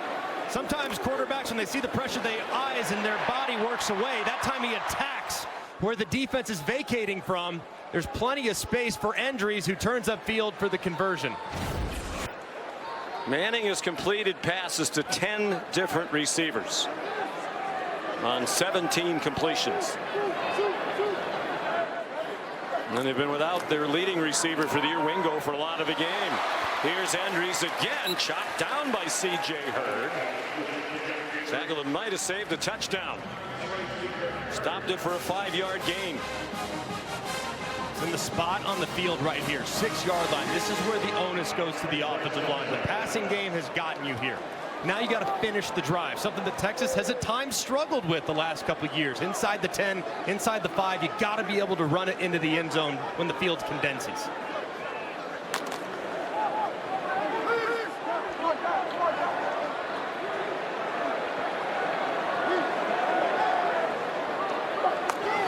Baxter in at running back. Manning faked it to him. Hit as he throws. Touchdown. Emmett Mosley.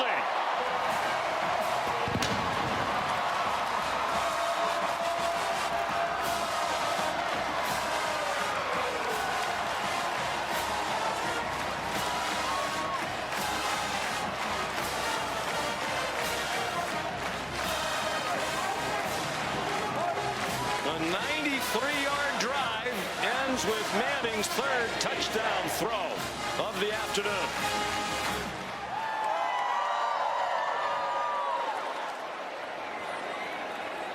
And Arch is up to 287 yards passing with 9:12 to go in the third quarter. Perhaps on his way to another career high. Mason Shipley the extra point. That's the way you take control of the game. You let Vandy climb back in it at the end of half. You force a 3 and out. And their quarterback leads a 93-yard drive in 5 minutes to extend your lead on a perfect throw. And Steve Sarkisian, he's got Arch Manning playing like his uncles after all.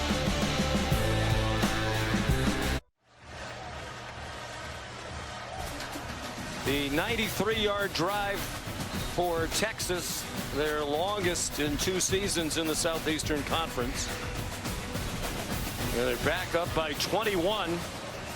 9:12 to go in the third quarter here in Austin. Sean McDonough, Greg McElroy, and Molly McGrath. And Trey Richardson, a fair catch of the Shipley kickoff. This is an RPO, but this play takes a ton of courage from the quarterback. You know it's all-out pressure. You're going to get hit.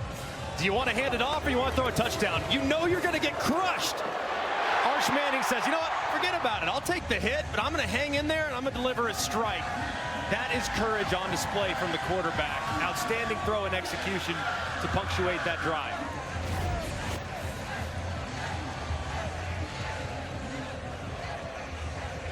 Well, Steve Sarkisian, when talking to us yesterday about Arch, talked about toughness. He's a great teammate.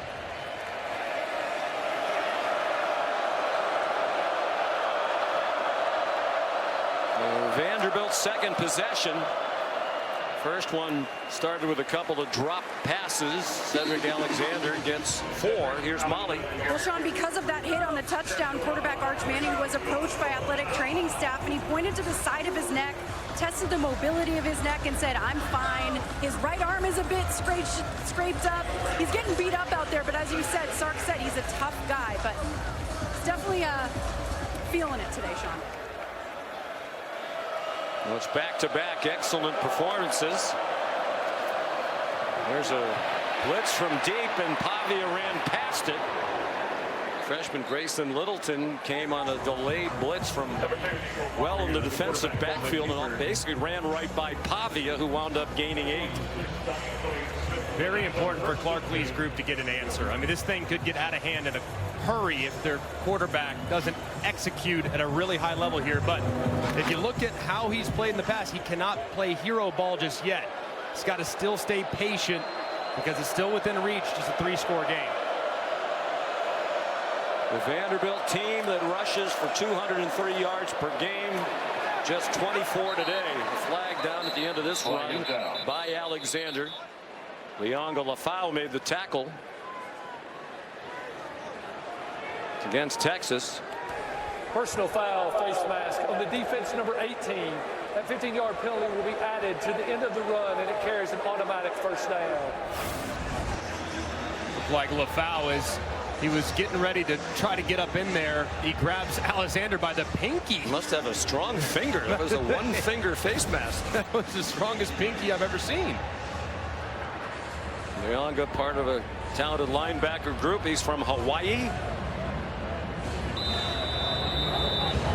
But Vanderbilt came into today one of just 5 teams in the country in the top 25 in the nation in rushing offense and rushing defense. Coaches always talk about if you can run the ball and stop the run, you have a chance to have a really good team. They haven't been able to run it today against a great Texas rush defense. That needs to be a flag. Yeah, there comes a flag now. There might be more than just the one flag, but Xavier Filsaime kept riding Pavia well across the boundary. Like the hit started in bounds, but the way Filsaime finished it, throwing him into the sideline, should result in a 15-yard penalty.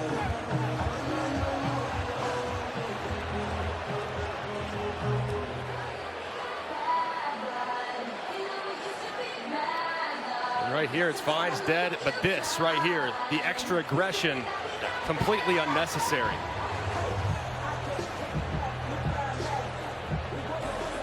After the play was over, personal foul, unnecessary roughness on the defense number 17. They hit out of bounds. 15-yard penalty will be added to the end of the run, and it carries an automatic. The crowd's booing. I mean, Filsaime tackled him at the concession stand. I think the crowd might be saying it looked like Pavia kind of pulled Filsaime down, and the former state champion wrestler does yank him down. Yeah, it did look like Pavia's right arm did get behind the Texas defender Filsaime, so I can understand a little bit what they saw.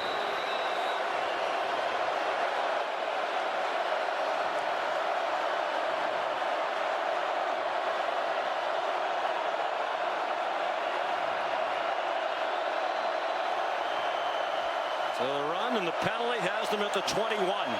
More than midway through the third quarter. Pavia has a man open. He threw it over the head of Junior Sherrill. We got behind Malik Muhammad in coverage. Just a bad miss here by Diego Pavia. I mean, you get a guy open, he's behind the defense, and you throw it out of bounds. I mean, give the guy a chance at the back pylon. When you have a vertical route, that's where you're throwing it. Every quarterback puts a bucket back there, trash can back there. You want to drop it there in that backyard. That time he overthrows him, and it's incomplete. Diego's mom, Antoinette. He has a lot of friends and family here today. This game, the closest he'll play to his hometown of Albuquerque. He told us about 120 people here. Flag down. Mistimed snap hit the motion man, M.K. Young. A lot going on. None of it happened because of the flags. On the offense, number 55. The 5-yard penalty. Bryce Henderson, another offensive line penalty. This one against the right tackle.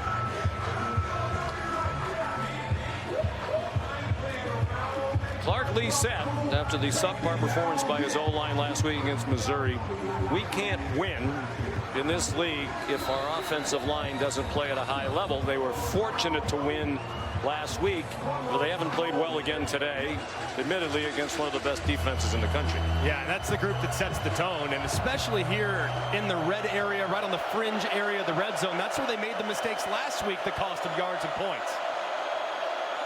2nd and 15. 4-man rush. Pavia floated it out to Richie Hoskins. And be nice. The flag was coming if the body slam came, but Anthony Hill placed him back down. Line of scrimmage, the 19. They need the 11 for a first down, probably 2 downs to do it. That's exactly right, Sean. I think it's 4-down territory from this point forward for Vanderbilt. Haven't been able to stop Texas today. Field goals really don't do you much good down by 21. You have a one-on-one there at the top if you want to work your slot receiver. Pavia weaving around. Pavia goes down. Ethan Burke. Pressure from Simmons. That's been a consistent theme all day long. Pavia sacked 5 times, most in his career at Vanderbilt or New Mexico State. And against a pass rush like this, you can't just hold the ball forever. You can't continue to retreat backwards. The tackles are expecting to be no deeper than 9 yards, and when you're at 13, those edge defenders are going to have a huge advantage. Now with 19 yards to go, they will try the field goal. Brock Taylor, and it's been that kind of a day. His streak of 19 straight field goals is over as he misses from 48 yards. And that kind of a day all day. Missed tackles, dropped passes, penalties. And the sack's a huge problem.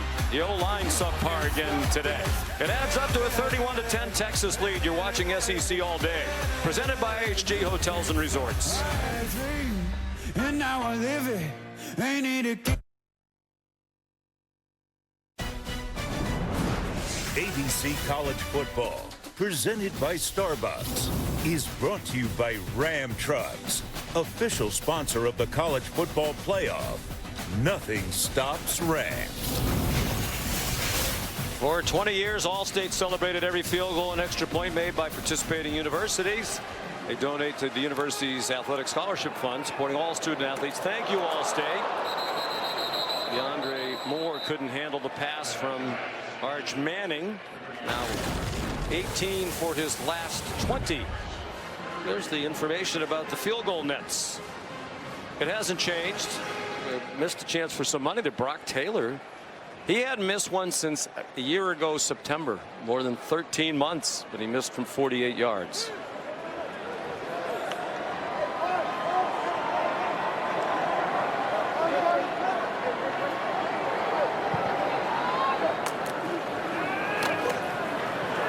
Manning under duress, threw a wobbler, still reached the target.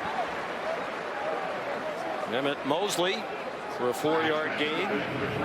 Nice pickup for Texas out of the transfer portal from Stanford. We had 48 catches last year as a true freshman, the Cardinal freshman record. His return from injury has kind of opened things up. You now have another weapon that can catch and run, and this group at wide receiver, they expect to be a real strength coming into the year. They had some growing pains, but they're starting to play their best football here in November. Still trying to get their timing down with Arch Manning as the starter. It seems like that process is going well. They brought some pressure. They hit Manning as he threw, and it's too long for Mosley. Now there is a flag down. Pass interference on the defense, number 4. The 15-yard penalty will be enforced from the previous spot, and it carries an automatic first down. It's on Martell Height. Yeah, that qualifies as holding. Amazing that the protection against an all-out pressure was able to hold up enough to create that double move opportunity, and probably a good penalty, because if you don't grab him, he's out the gate for a touchdown.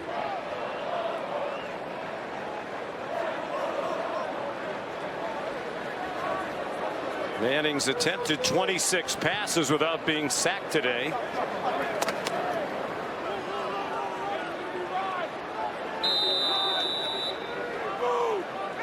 A couple of changes along the offensive line today seem to have worked out well for Sarkisian, Kyle Flood, Weisner across midfield.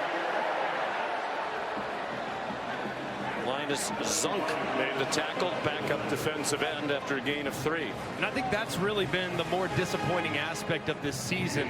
People have really overanalyzed Arch Manning. He's a young quarterback that's going to get better with time, but the offensive line has not given him a lot of help. It was best on display against Florida, where they just got pushed around time and time again. You got to give your young quarterback time. They have today. He's responded.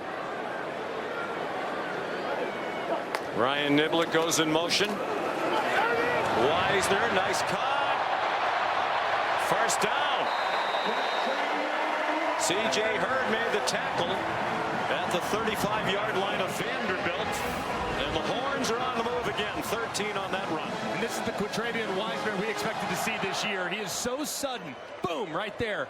Puts that right foot in the ground and makes that guy miss. He is so tough in the open field and in short area quickness stuff, man. He's as quick as you'll find in the SEC.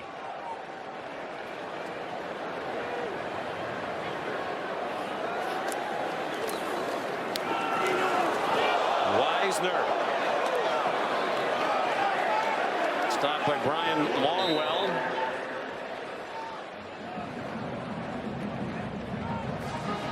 Hasn't been the best day for Steve Gregory's defense.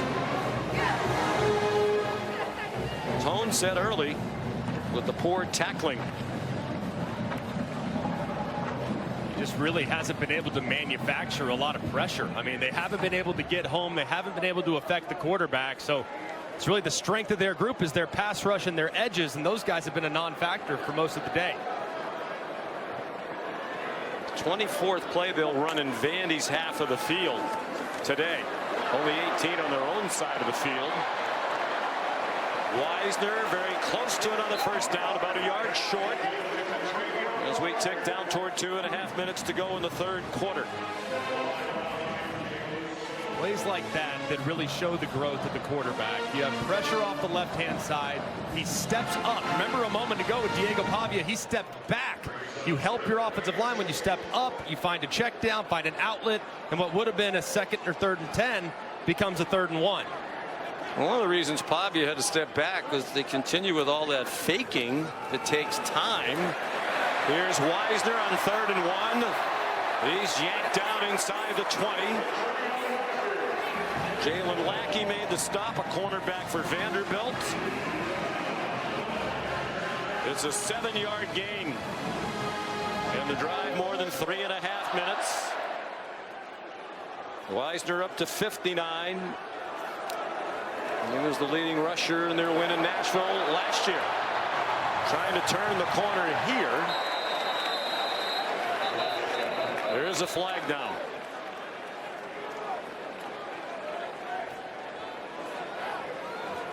Holding on the offense, number 83. A 10-yard penalty reinforced from the spot of the foul with a replay first down. Spencer Shannon, part of a deep tight end group for Texas.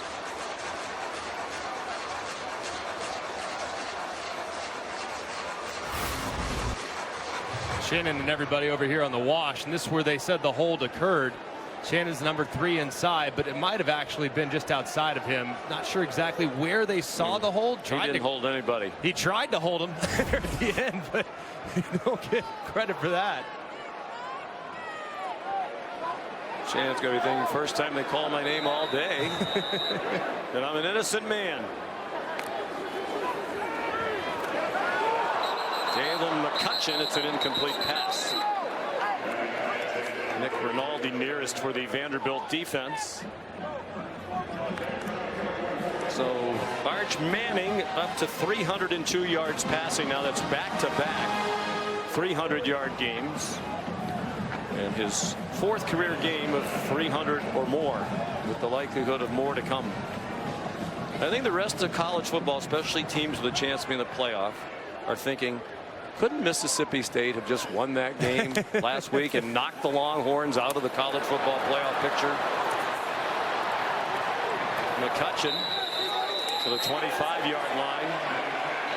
When we talked to Steve Sarkisian yesterday, he said, hey, we've had to do this the last couple of years. You know, we put ourselves in a position middle of the seasons where we basically had to win out, and we did it. And there's a lot of belief that we can do it again.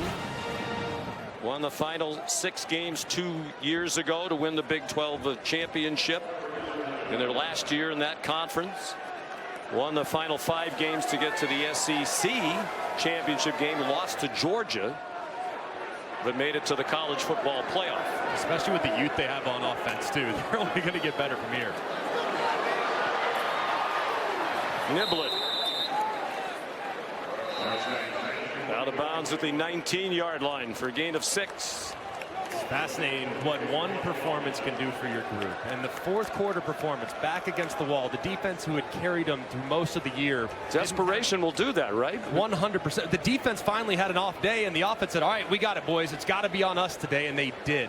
And the carryover from last week to this week has been remarkable. And now, how do you sustain that momentum through the bye week before the road trip to Georgia a couple weeks from now?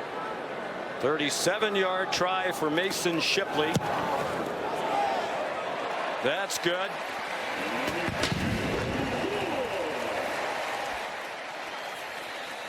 And it's a 24-point lead for Texas. Biggest of the day for Sarkisian. 6 seconds to go in the third quarter in Austin.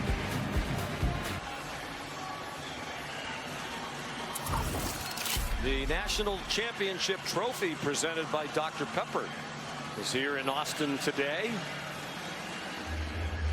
Longhorns have won 4 national titles, most recently in 2005, and that Mac Brown team honored here on the 20th anniversary. Great to see Coach Brown here. One of the great gentlemen in the history of college football, one of the great all-time coaches as well. Trent Hudson returns the kickoff, which brings us to the end of the third quarter. Texas in control. That's been the case from the first play of the game. ESPN's presentation of college football on ABC will return after this message and a word from our ABC stations.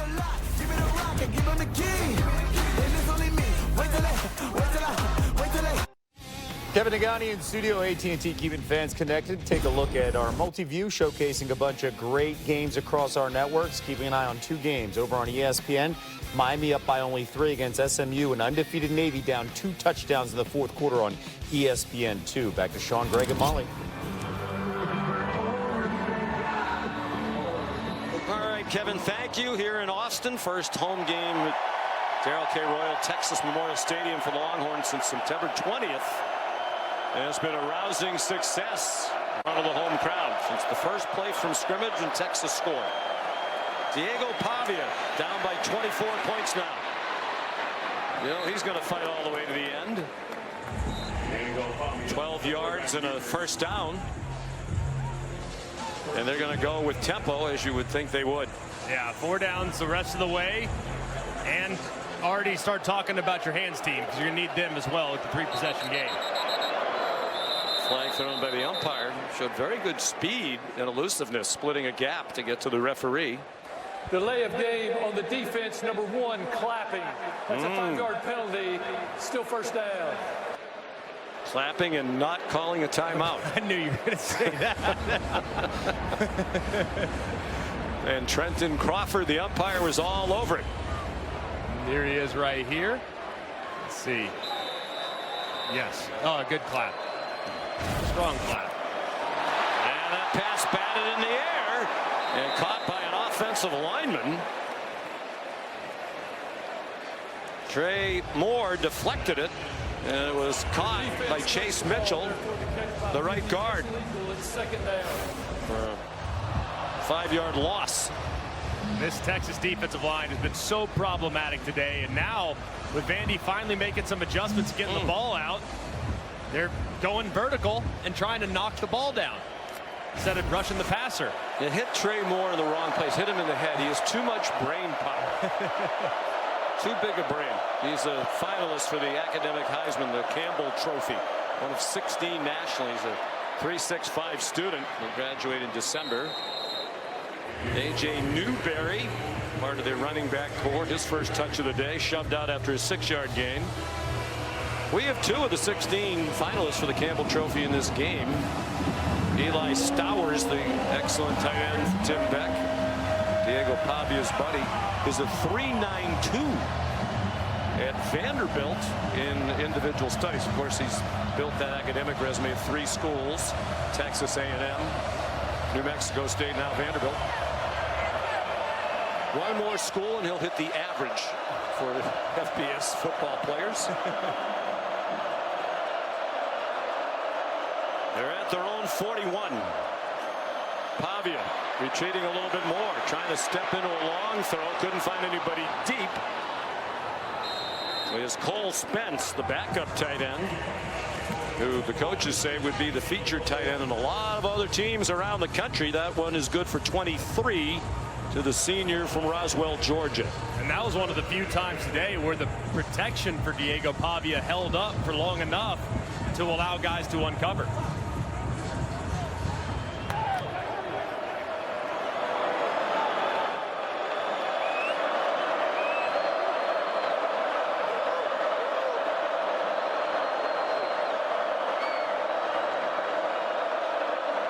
Using a lot of the play clock, down by 3 scores, 3 8s, and then the play they ran didn't go very well. Newberry dropped by the veteran Ethan Burke in his 49th career game as a Texas Longhorn.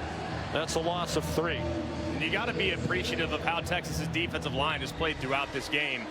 They don't care about the misdirection and the movement and the motion. They're just saying, work, see ball, get ball, attack.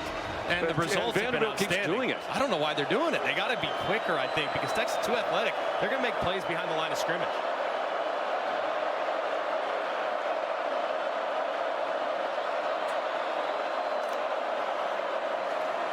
Pavia dodged the rush for Moore. Now Moore trying to get him from behind. Good play by Diego to get to the 30-yard line. Trey Moore hustled back to make the tackle with help from Derek Williams Jr.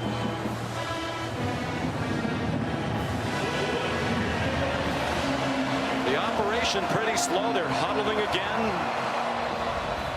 Substituting.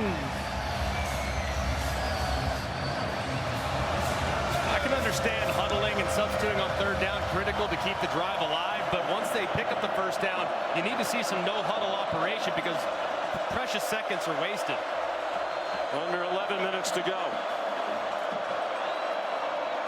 Design roll to the right for Pavia, on target, 1st down. Eli Stowers again for a 6-yard gain. Organizing another huddle, Sean, and here I know the clock stops for a second with the 1st down, but now it's rolling already. You got to start to pick up the pace a little bit. It's a 3-possession game, still very much in it, but you're going to run out of time if you don't start picking up the pace. Each quarterback has completed passes now to 10 different receivers. Stowers with 4 catches to lead the Commodores. A.J. Newberry, the running back. Pavia takes off running. Pavia is going all the way to the end zone for a touchdown.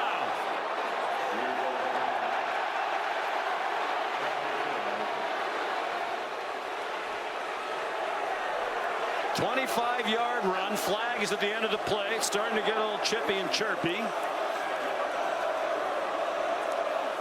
And when that starts, the officials start losing hats, throwing hats. We might get Pavia for tossing the ball after he scored the touchdown at a defender. Looked like Filsamy, the same guy he got into it on the sideline with there at the end. Crowd chanting overrated at Pavia and the Commodores.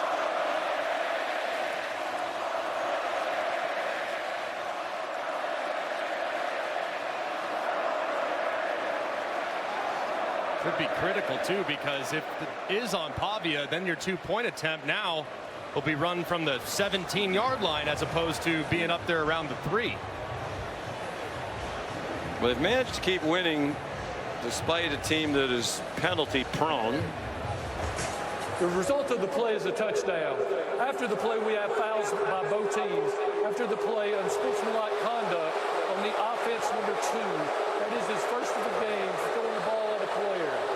Also, we have a personal foul, unnecessary roughness, shot above the shoulders on the defense number 5. Those penalties will offset. We will play the try down at the 3-yard line. So it's like nothing happened. It's a touchdown, and they'll go for 2 from the 3. A big break, because I didn't see anything right there. That was what initiated Pavia's frustration. He throws the ball at Filsamy, and that would have been a 15-yarder easily. But right here, it's the retaliation, it looks like, late by pushing it, that wipes out the 15-yarder. Maybe when he grabbed him by the throat there at the end. Go for Dos, brought to you by Dos Equis. Or if it's McElroy, it's Quattro Equis. Seis. Cedric Alexander, the running back. Fake to him. They're trying to throw it to him. That pass is incomplete. Wound up in the direction of Junior Sherrill.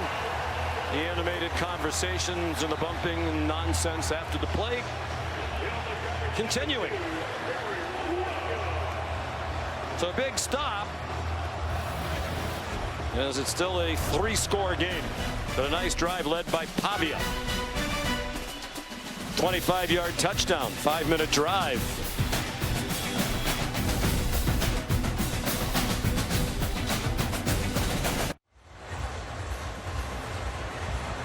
It's SEC all day, presented by IHG.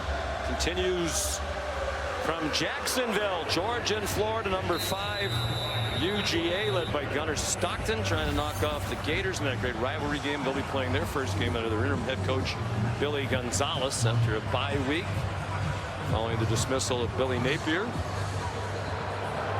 Here comes a little pooch down the field. It is caught. Parker Livingston, and he's down at the 35-yard line. Well, the first college football playoff rankings will come out Tuesday night. So here's the All-State playoff predictor, our versions of what we expect the rankings to look like on Tuesday night. This was entering today's action.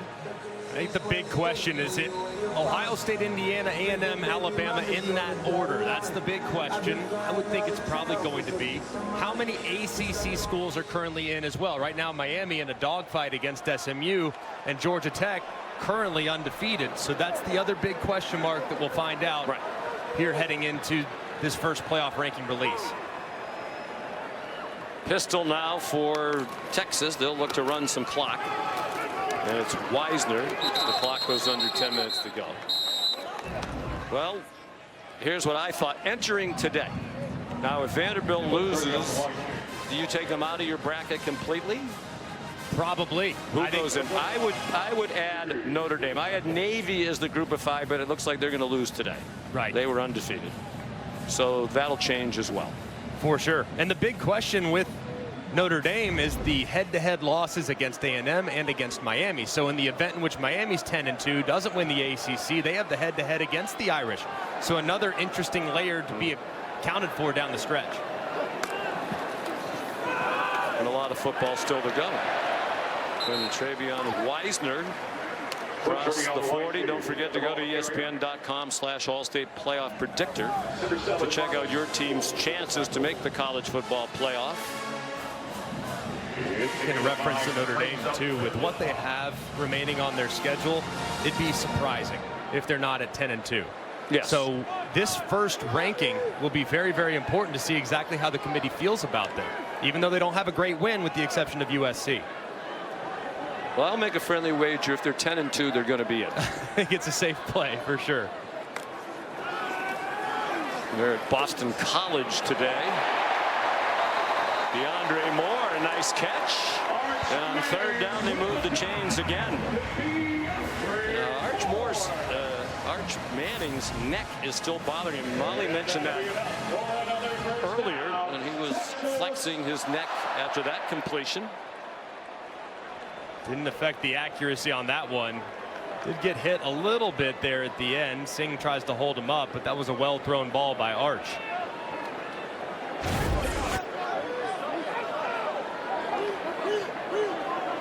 Eight minutes to go. 3 catches for DeAndre Moore out of Anaheim, California.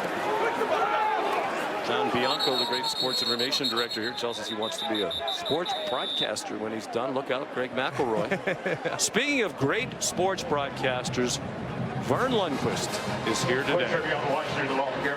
With his wife Nancy, they're the guests of the Lost Dot. They spent some time living here in Austin. There's Vern, Nancy on the left of your screen. Lost Dot, longtime athletic director here. What? For as great a broadcaster as he was and is, infinitely a nicer person. Just one of the all-time greats, and truly one of my favorite people in the entire world. And you're one of his, which surprised me.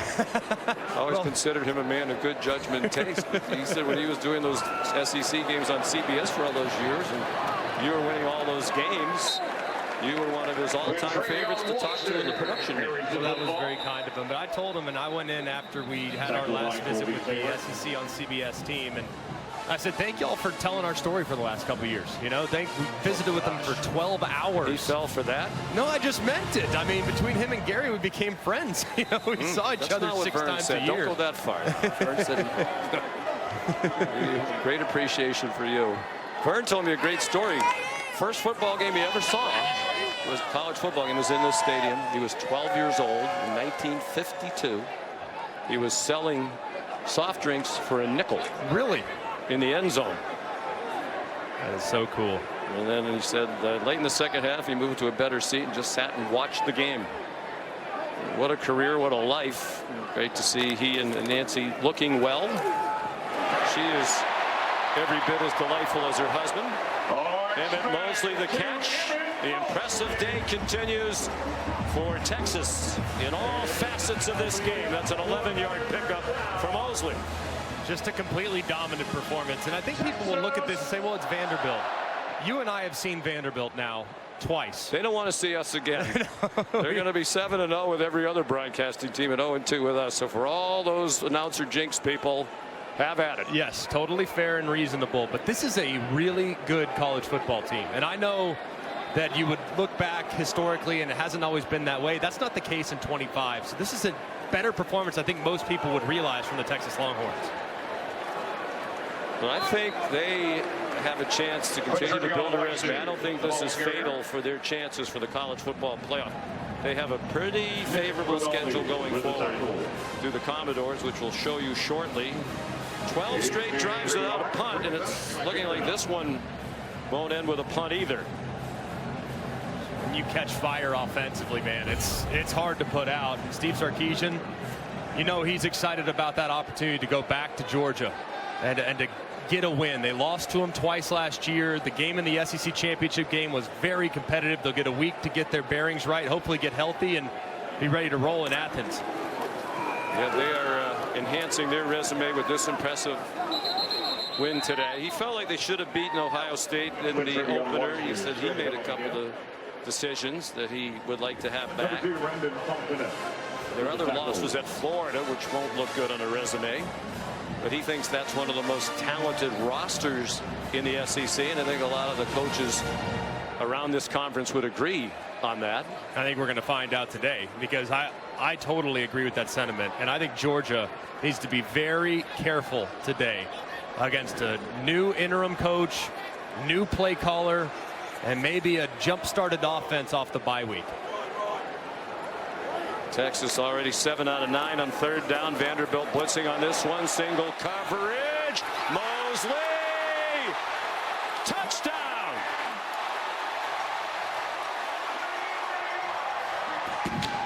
Colby Taylor had the coverage. He's saying it was incomplete. The officials are conferring. But for now, it's the second touchdown of the day for Emmett Mosley, despite being held. And that's an incomplete pass. Pretty clear that the ball goes through Mosley's hands and hits the ground, but a great effort and a pretty well thrown ball there by Art. Just a little bit off the mark. This one's going to get taken off the board. Field is a touchdown. That play is now under video review. There should have been a flag on Taylor. Had a handful of his fellow number 3.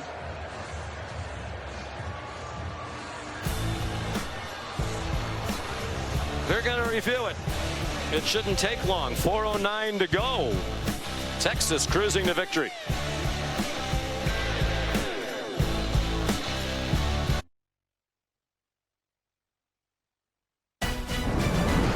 ABC College Football is presented by the Starbucks Coffee Company.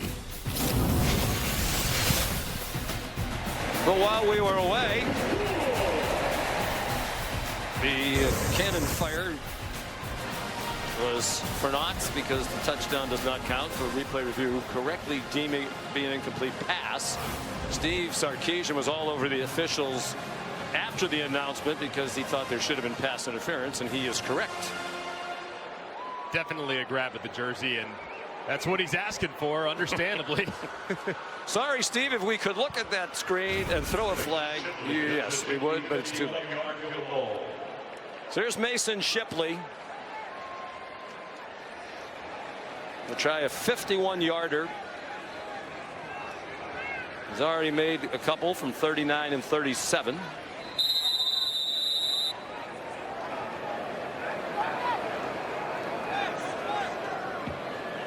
He's been a terrific addition.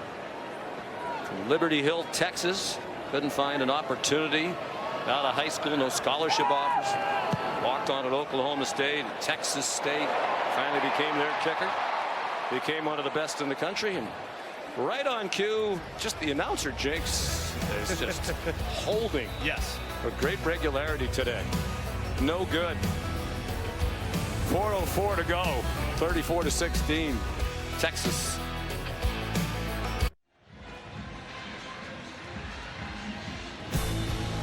Here's a view from the progressive pylon camera. With 4:04 to go in the game.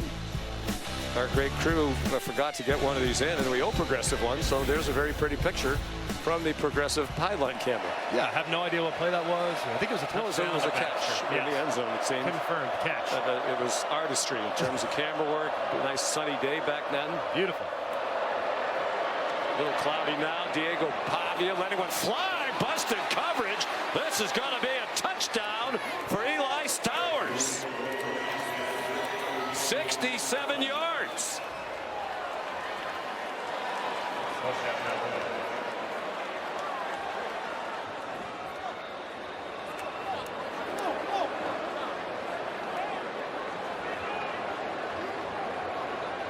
Wrong guy to leave all by himself. Looks like they're going for 2 again. Still brought to us by Dos Equis.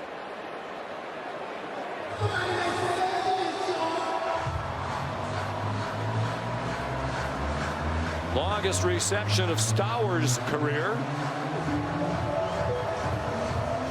So there's a chance they're back within 2 scores, regardless of whether they get this or not. If they get this, it'd be a touchdown and a field goal down. Well, all their timeouts, the 2-minute stoppage. Pavia up to 257 passing, 2 touchdowns. And he's run for 52, and he would have had 82, but they've taken 30 yards off the total because of the sacks. To the goal line, ball extended, did not get there. Junior Sherrill reached for the pylon. Sensing another opportunity for the progressive pylon camera. Jalen Gilbo stopped the play. This is a great throw, perfect. Progressive pylon cam shows you. Let's watch the ball extend. No, sir. Ooh, looks like it was short from that angle. Just, nope, didn't get there. Great play by Gilbo. Great play. Just inches short. So now the question I would ask you, Mr. McElroy. Boy, bonus time. That play is now under video review. Oh boy, it just missed scraping that pylon.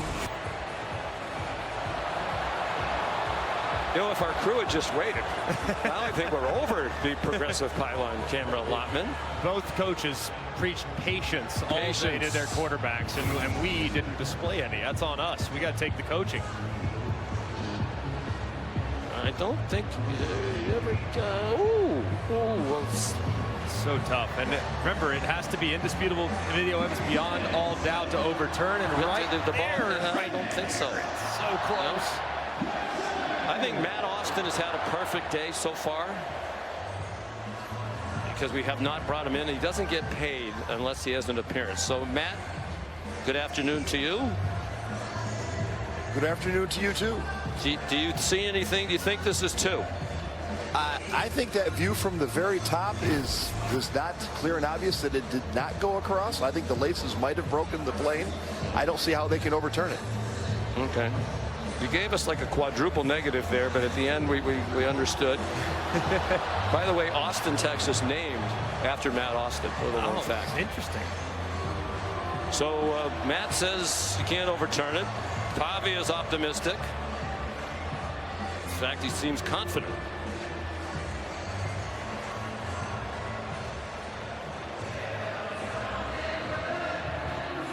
David Allman is the replay official.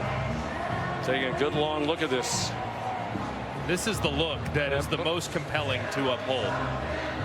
Matt, what do you have to do? I mean, the pylon technically, right, is at the front. That would be like breaking the plane if you got it to the pylon, but he didn't. Video review, the ruling on the field is upheld. The 2-point try is good. Okay, like we said. Now I'm totally confused. The fact that they even had a chance of the 2-point conversion is mind-blowing. I want you to look at the technique of both corners here. One at the bottom, one at the top. You have a massive lead. You cannot let anybody get behind you. But if you look up top, Gilbo stays underneath a little bit, allows Stowers to get behind him. Meanwhile, on the other side, you have Cade Phillips, who's deeper than the deepest. You cannot allow a big play there. It's a busted coverage. It's poor technique. Safety needs to either be over the top, or the corner's got to be over the top, but nobody was, and it was a steal for Vandy. Here's the onside kick try. Fielded by Parker Livingston. A good play by him. That took a tricky late hop. But still 3:53 to go. Vanderbilt with all their timeouts. And the 2-minute stoppage. It looked like it was going to be a cruise to victory not long ago. Is now a tight one for the Horns, up by 10. I think Steve Sarkisian, though, is probably deep down. He's going to animate on the sideline, but he'll be able to go into the meeting tomorrow with his defense and say 2 touchdowns were given to Vanderbilt by poor alignment and defensive issues. Those have to be cleaned up against quality competition.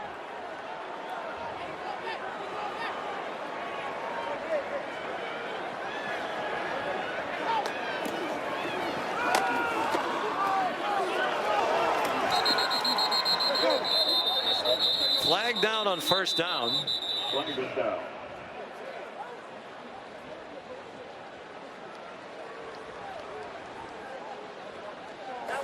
Personal foul, face mask on the defense, number 53. 15-yard penalty will be added to the end of the run. That carries an automatic first down.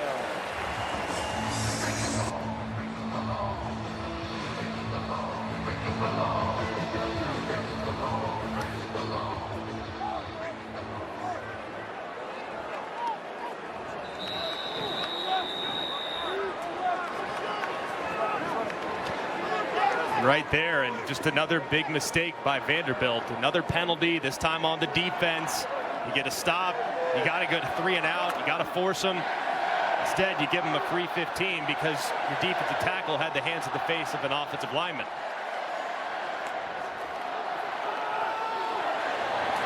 Here's Baxter again. At the very least back in field goal range. 7-yard run. Vanderbilt's going to start using its timeouts. Now the replay booth told our TV truck that the reason that they deem that to be a successful two-point try is they felt that the pylon camera, and then there is the signal on the field, so we didn't see that official because he was kind of buried in among the cheerleaders, but he's immediately calling it a successful try for two. Now, it looked like from the replays we saw that the ball never got to the pylon or over, but they're saying because that pylon camera is a little bit offset and is a little bit behind the goal line, they think if they had a view straight down the line, it would have been. Now, I don't know how they figure that out. I don't know how you could tell from that angle. And that's why they upheld the call, I guess, because the call was good for two. Based on the placement of the camera, they tell us they upheld the call. We almost made it through without a replay or officiating issue. I have to say, since that was the call on the field, and there wasn't, according to them, conclusive evidence, I still never, I don't know, it's like sleight of hand. It never looked like that ball got to the pylon. The only one to me that looked like maybe the laces was the shot that was a little bit high. It looked like as he reached out, maybe the laces did graze the plane, and with it being called on the field the way it was called, maybe they just didn't feel like there was enough evidence to overturn. And the official who made the call immediately looked like he was right on the line. Yeah. So his angle apparently better than the pylon cam. All of a sudden, the progressive pylon cam went from, oops, we forgot to get it in, to dominating the game in the telecast. But the official was right on the line, called it immediately. They got it right, we think. But it's a big play. Even bigger, the recovery of the onside kick and the moving of the ball and the time consumption here by the Texas offense. 3rd down and 2. Vandy showing blitz. They're saying an offensive lineman moved.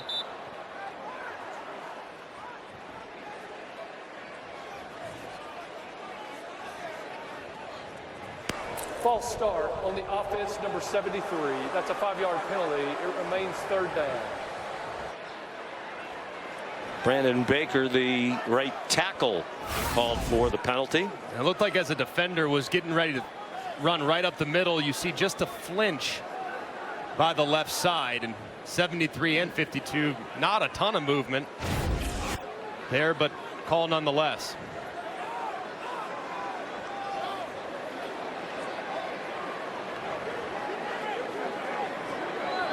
The proceedings have been bogged down a little bit. It's been a bit of a wacky ending, hasn't it? Yeah. So it's back on the 32-yard line. Texas had a touchdown called back on a good call. It was not a catch. There should have been a pass interference penalty that wasn't. Then they missed a field goal. For a few seconds, or 40 points on the board for Texas. The quick strike touchdown by Vanderbilt made it a 10-point game.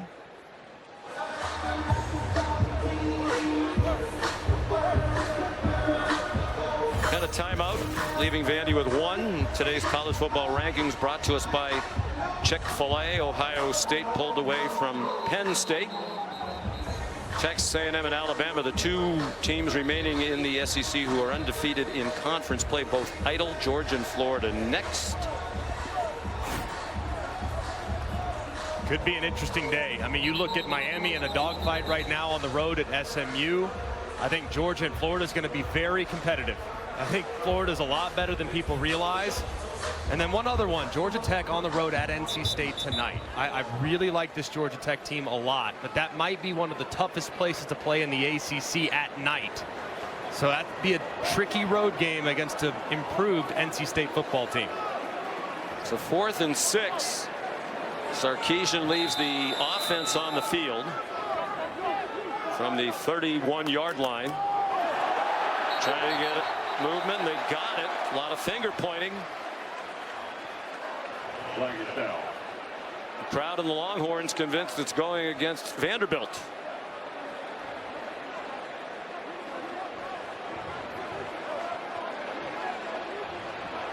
Did we say the game had slowed down a bit?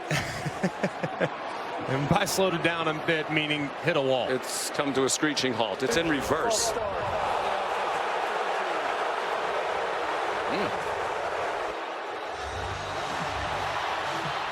Okay, so now do you still go for it? Because if you don't get this, you turn the ball over to Vanderbilt at the 37-yard line. Would you be... I'd punt it. Yeah, would you pooch it down, try to get it inside the 10? Looks like that's what they're going to do. Maybe take another delay a game and give yourself a little more room. After your kicker already missed one, I'd play field position and play prevent defense the rest of the way. That one called on DJ Campbell. Must be the first punt in 14 possessions on offense. Now the Vanderbilt players saying the center's simulating the snap, but the umpire's over the ball. Well, Niblett ran on late for Texas, so they were giving the defense an opportunity to substitute if they wanted to, so they were standing right on top of it. There is no foul for false start. We were in substitution mechanics, therefore the ball was not ready for play. It was 4th down. And that's why the umpire was standing over the ball.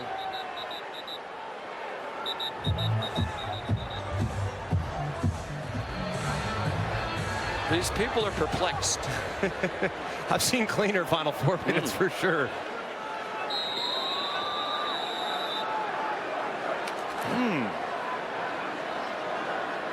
So they're going to punt, we think. Jack Bomeister, the transfer from Utah, and a fair catch made by Martel Height. 27-yard punt.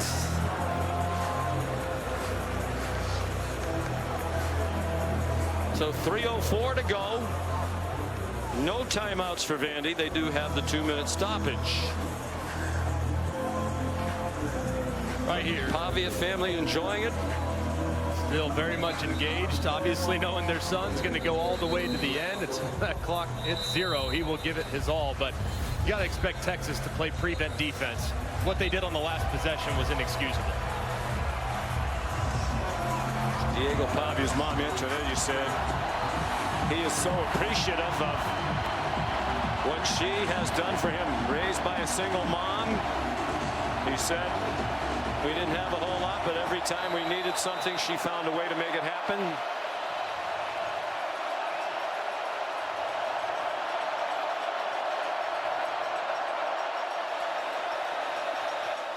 Cedric Alexander on the right hip as the running back. They faked it to him. Look out. He sidestepped the rush. Throws into a crowd. Incomplete. And of course, at this juncture, you have to take some chances. He did try to get it to Stowers, who was double covered. I know it's not that time consuming, but you still need the play action fake down by this much. No, I don't think you're going to have much respect for the run defensively. And Pavia takes a big shot there at the end. So the onus in a situation like this is on the tackles, because you know who's coming off the left-hand side. That's Colin Simmons, number 1. Impact felt in a big way earlier in the game, and he's going to try to close it out. Very close to being a late hit on Brad Spence. 2:56 to go. And that pass is too high for Stowers. That's one of those you might be better off not completing. The 4-yard gain.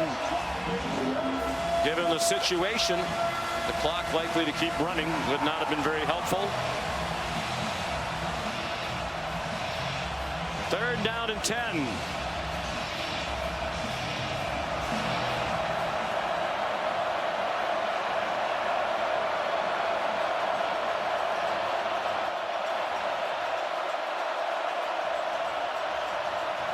Offensive line communicating to center Jordan White, doing some gesturing. They were overloaded to the offensive line's right, and they get another sack from that spot from Ethan Burke. 6-time Pavia has been sacked. That's twice as many in any other game of his career at New Mexico State or Vanderbilt.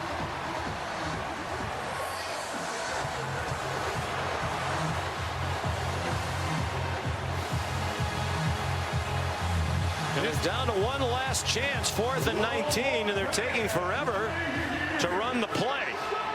They're still in the huddle with 10 seconds to go. You know what's coming here. It's full all-out pass rush by Colin Simmons and company. They'll line up everybody to the left, which will give Colin Simmons a ton of opportunity to the right. Pavia got a good block from Alexander in the end zone. There's a wide open receiver. A lot of dancing, and he still got the first down. Junior Sherrill keeps hope faintly alive on that Vanderbilt sideline and among their fans in the stands.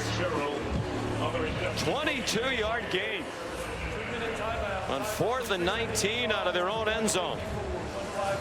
Xavier Filsamy is the injured Longhorn. 2-minute timeout.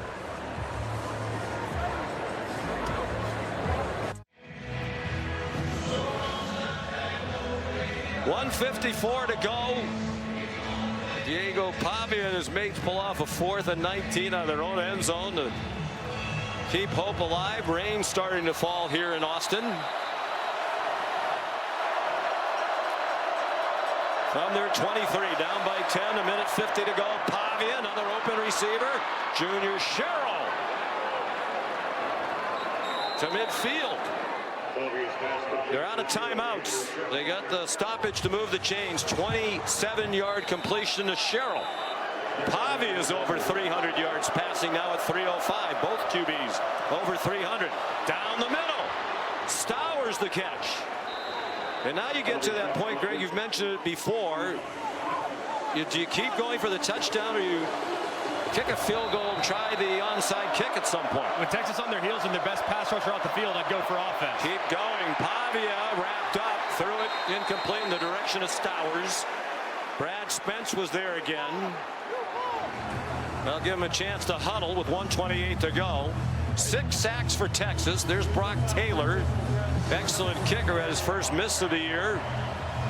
That looms a little larger now. I think when you start to think about that field goal at the end of the game to make it a 7-point game, that's really under 40 seconds or so. So plenty of time to still run your offense. The big key for Pavia, ball has to come out. A sack kills you in this situation. He had been sacked 7 times in their first 8 games of the season, 6 times in this one game today. Texas leading the nation now in sacks. Batted pass by Trey Moore. 3rd down and 10.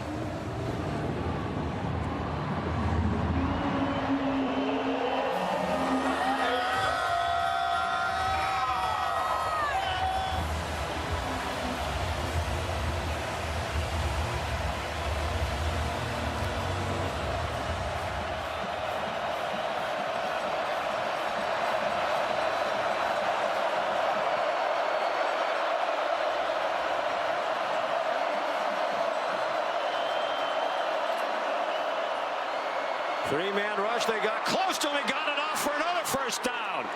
Inside the 20. Richie Hoskins tackled by Anthony Hill. They'll put it right on the 20-yard line. They set the chains. The clock winds again. Now you got to go hyper speed and find Stowers. Down the seam to the 5-yard line. Eli Stowers. Tackled by Derek Williams. Now you can move the pocket, sprint the quarterback to his right, give him the run pass option, see if you can find someone in the flat. They were on their 2-yard line, 4th and 19. Now they're on the doorstep at the other end. Pavia throws it away. Flag down. Crowd thought they saw a hold. And they did.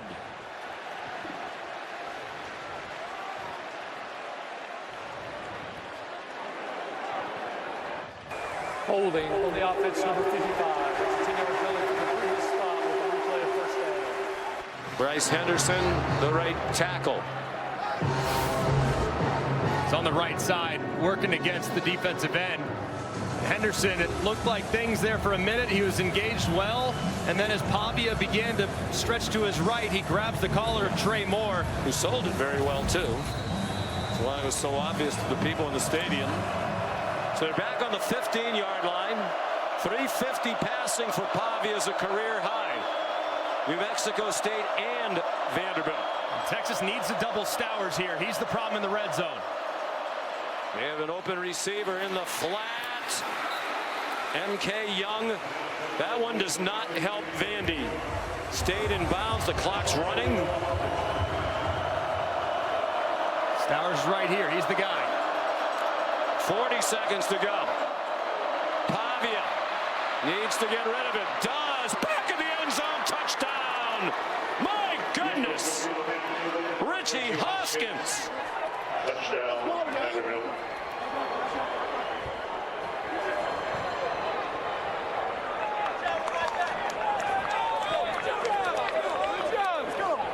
What a drive.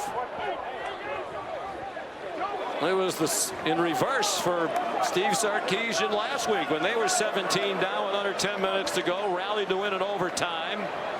Their biggest come from behind win since 2007. Now with the crowd looking on in disbelief, Taylor trying to make it a field goal game with an onside kick to come. 21 unanswered points for Diego Pavia in front of his mom and many friends and loved ones. And notable omission along the defensive line for the Texas Longhorns. There is no Colin Simmons. So Pavia knows he has a little extra time.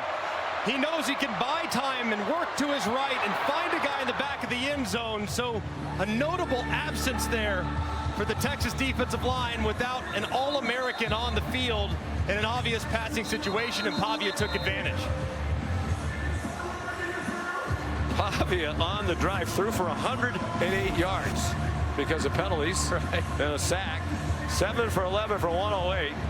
He's up to 365 on 27 out of 38. Yeah, I know he's a little bit of a lightning rod, but I would love watching that guy play. Man, he is so fun to watch. Just refuses to give up. Oh, and he's such a battler, and his competitiveness is infectious. Now a must-have onside kick. And Steve Sarkisian called a timeout just as Taylor was starting toward the ball. 21 points for Vanderbilt here in the fourth quarter. 12-play drive, 89 yards, 2 minutes, 31 seconds. Diego Pavia.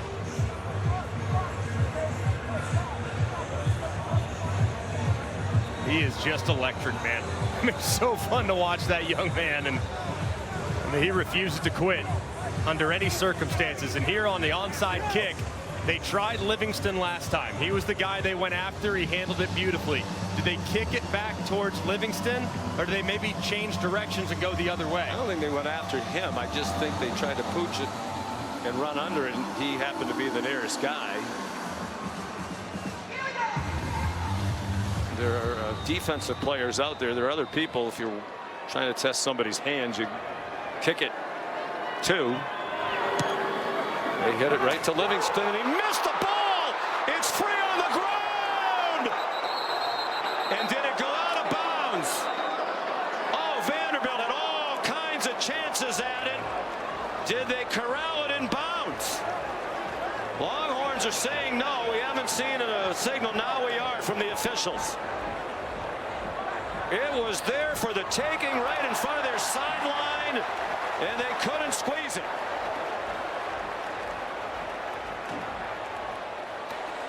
The ruling on the field is that the ball was touched in bounds. However, the ball went out of bounds with no player in possession. Therefore, it's Texas's ball at the out of bounds spot, first down. Wow, what a moment there at the end. They went with a slightly different technique. They didn't go on the second bounce. They kick a hard ground ball at Livingston. It goes through his legs and goes out of bounds. Hoskins had his hands on it. He couldn't corral it. Then at the very end along the sideline, Langston Patterson, who's a linebacker, desperately trying to corral it while it was still in bounds. You could see his frustration as he didn't. Rinaldi lunging forward as well. Wow. And if they recovered it there, they are one short throw away from a field goal try to tie it. As valiant as you can be in defeat.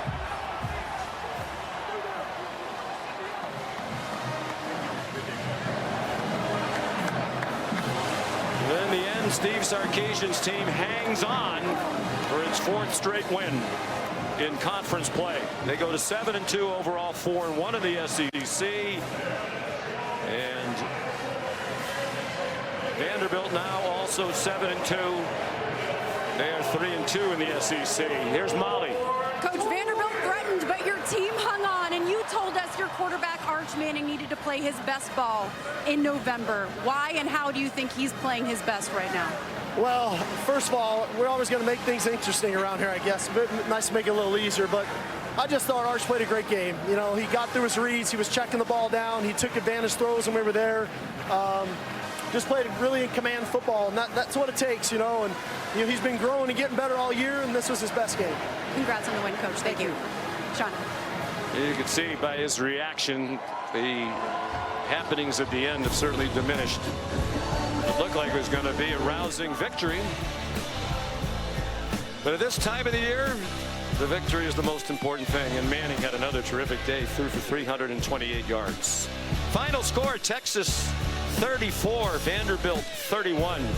For Greg McElroy, Molly McGrath, and our great crew led by Brian Ryder and Jeff Evers, Sean McDonough, so long from Austin. Let's send you back to the studio.